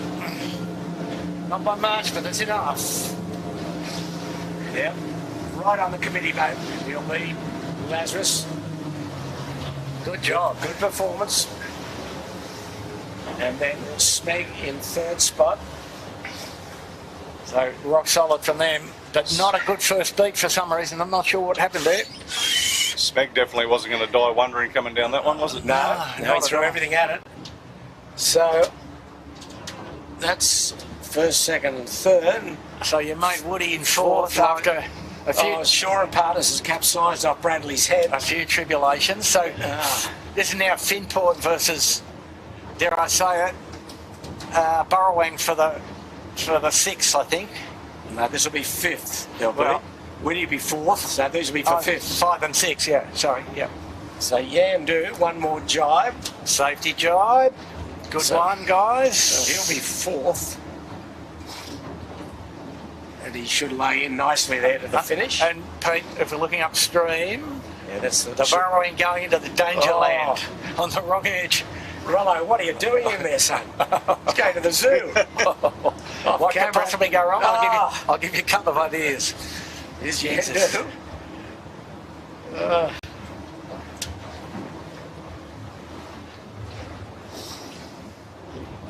Just taking it easy there. Woody's sitting in. Beautiful. Yes. Fourth, good enough. I know.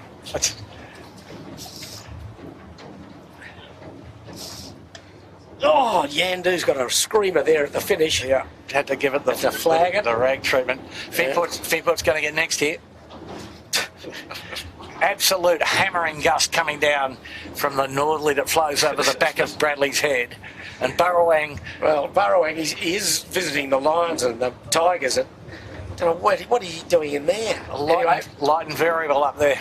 Keegan, meanwhile, He's just going to cruise home for cruise fifth. home in fifth. Yep. Can you believe Burrowang is becalmed? Can you believe that? He is becalmed. Yes, I can. Under Bradley's head. Anyway, there we go. So Finport will get fifth. It's still a counter, really, in this regatta, isn't it? Everybody else has got one worse one, except for Lazarus, who's got fourth. Yeah, well, interesting on the points now with 4 races done. Finport just cruising home. After a day that they could have done a lot better. Yeah, but so he'll get fifth.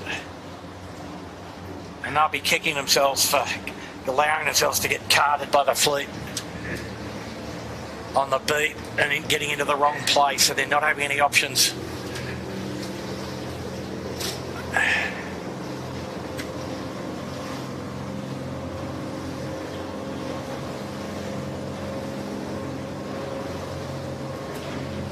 There's a Burrowang after getting out of the majority of the Doldrums.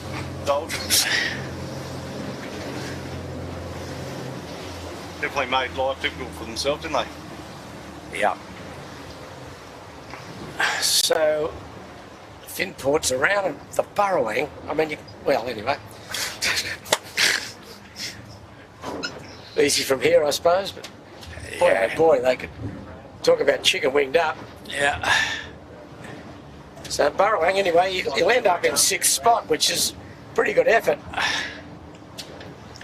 Then So the Straggler's now coming in after Burrowang. Stragglers led by the rag. The Rag, okay, so he'll be 7th. Yeah, they've had a day they would prefer not to remember this last race, haven't they? Gee whiz. Every error in the sun here. 13, 14. And they've got a smoker to get to the line on. Holy crap. Oh well, they're good boys. They'll be better for the gallop. Yep, and Shore and Partners also, they had a swim on the last run after vying for 3rd or 4th. Yep. The eyes are on the Rag, and also in front of them will be the Royal Oak 4-pine. So she'll be 7th, I'm sorry. The Rag will be 8th. What do you know, the 3 pubs all in a row. Yeah.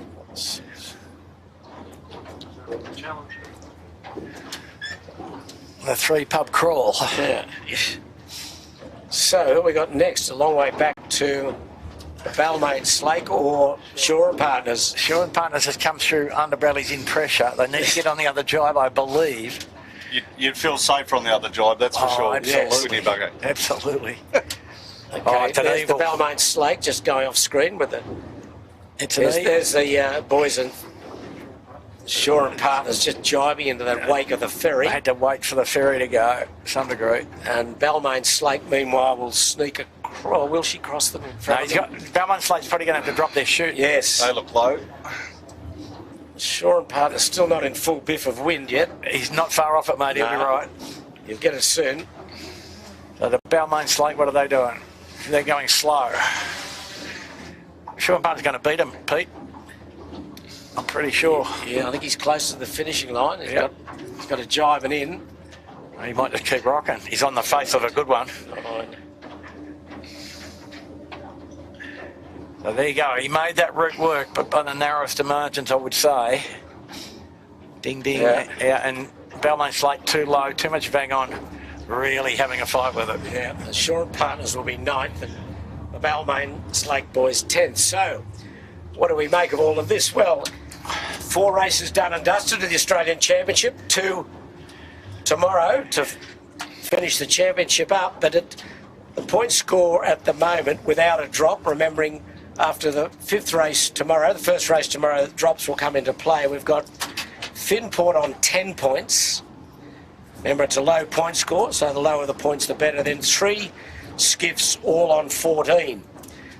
Andu is 16. Sorry, my maths is incorrect there. I'll get the abacus on 14, out, we've got Smeg and Lazarus.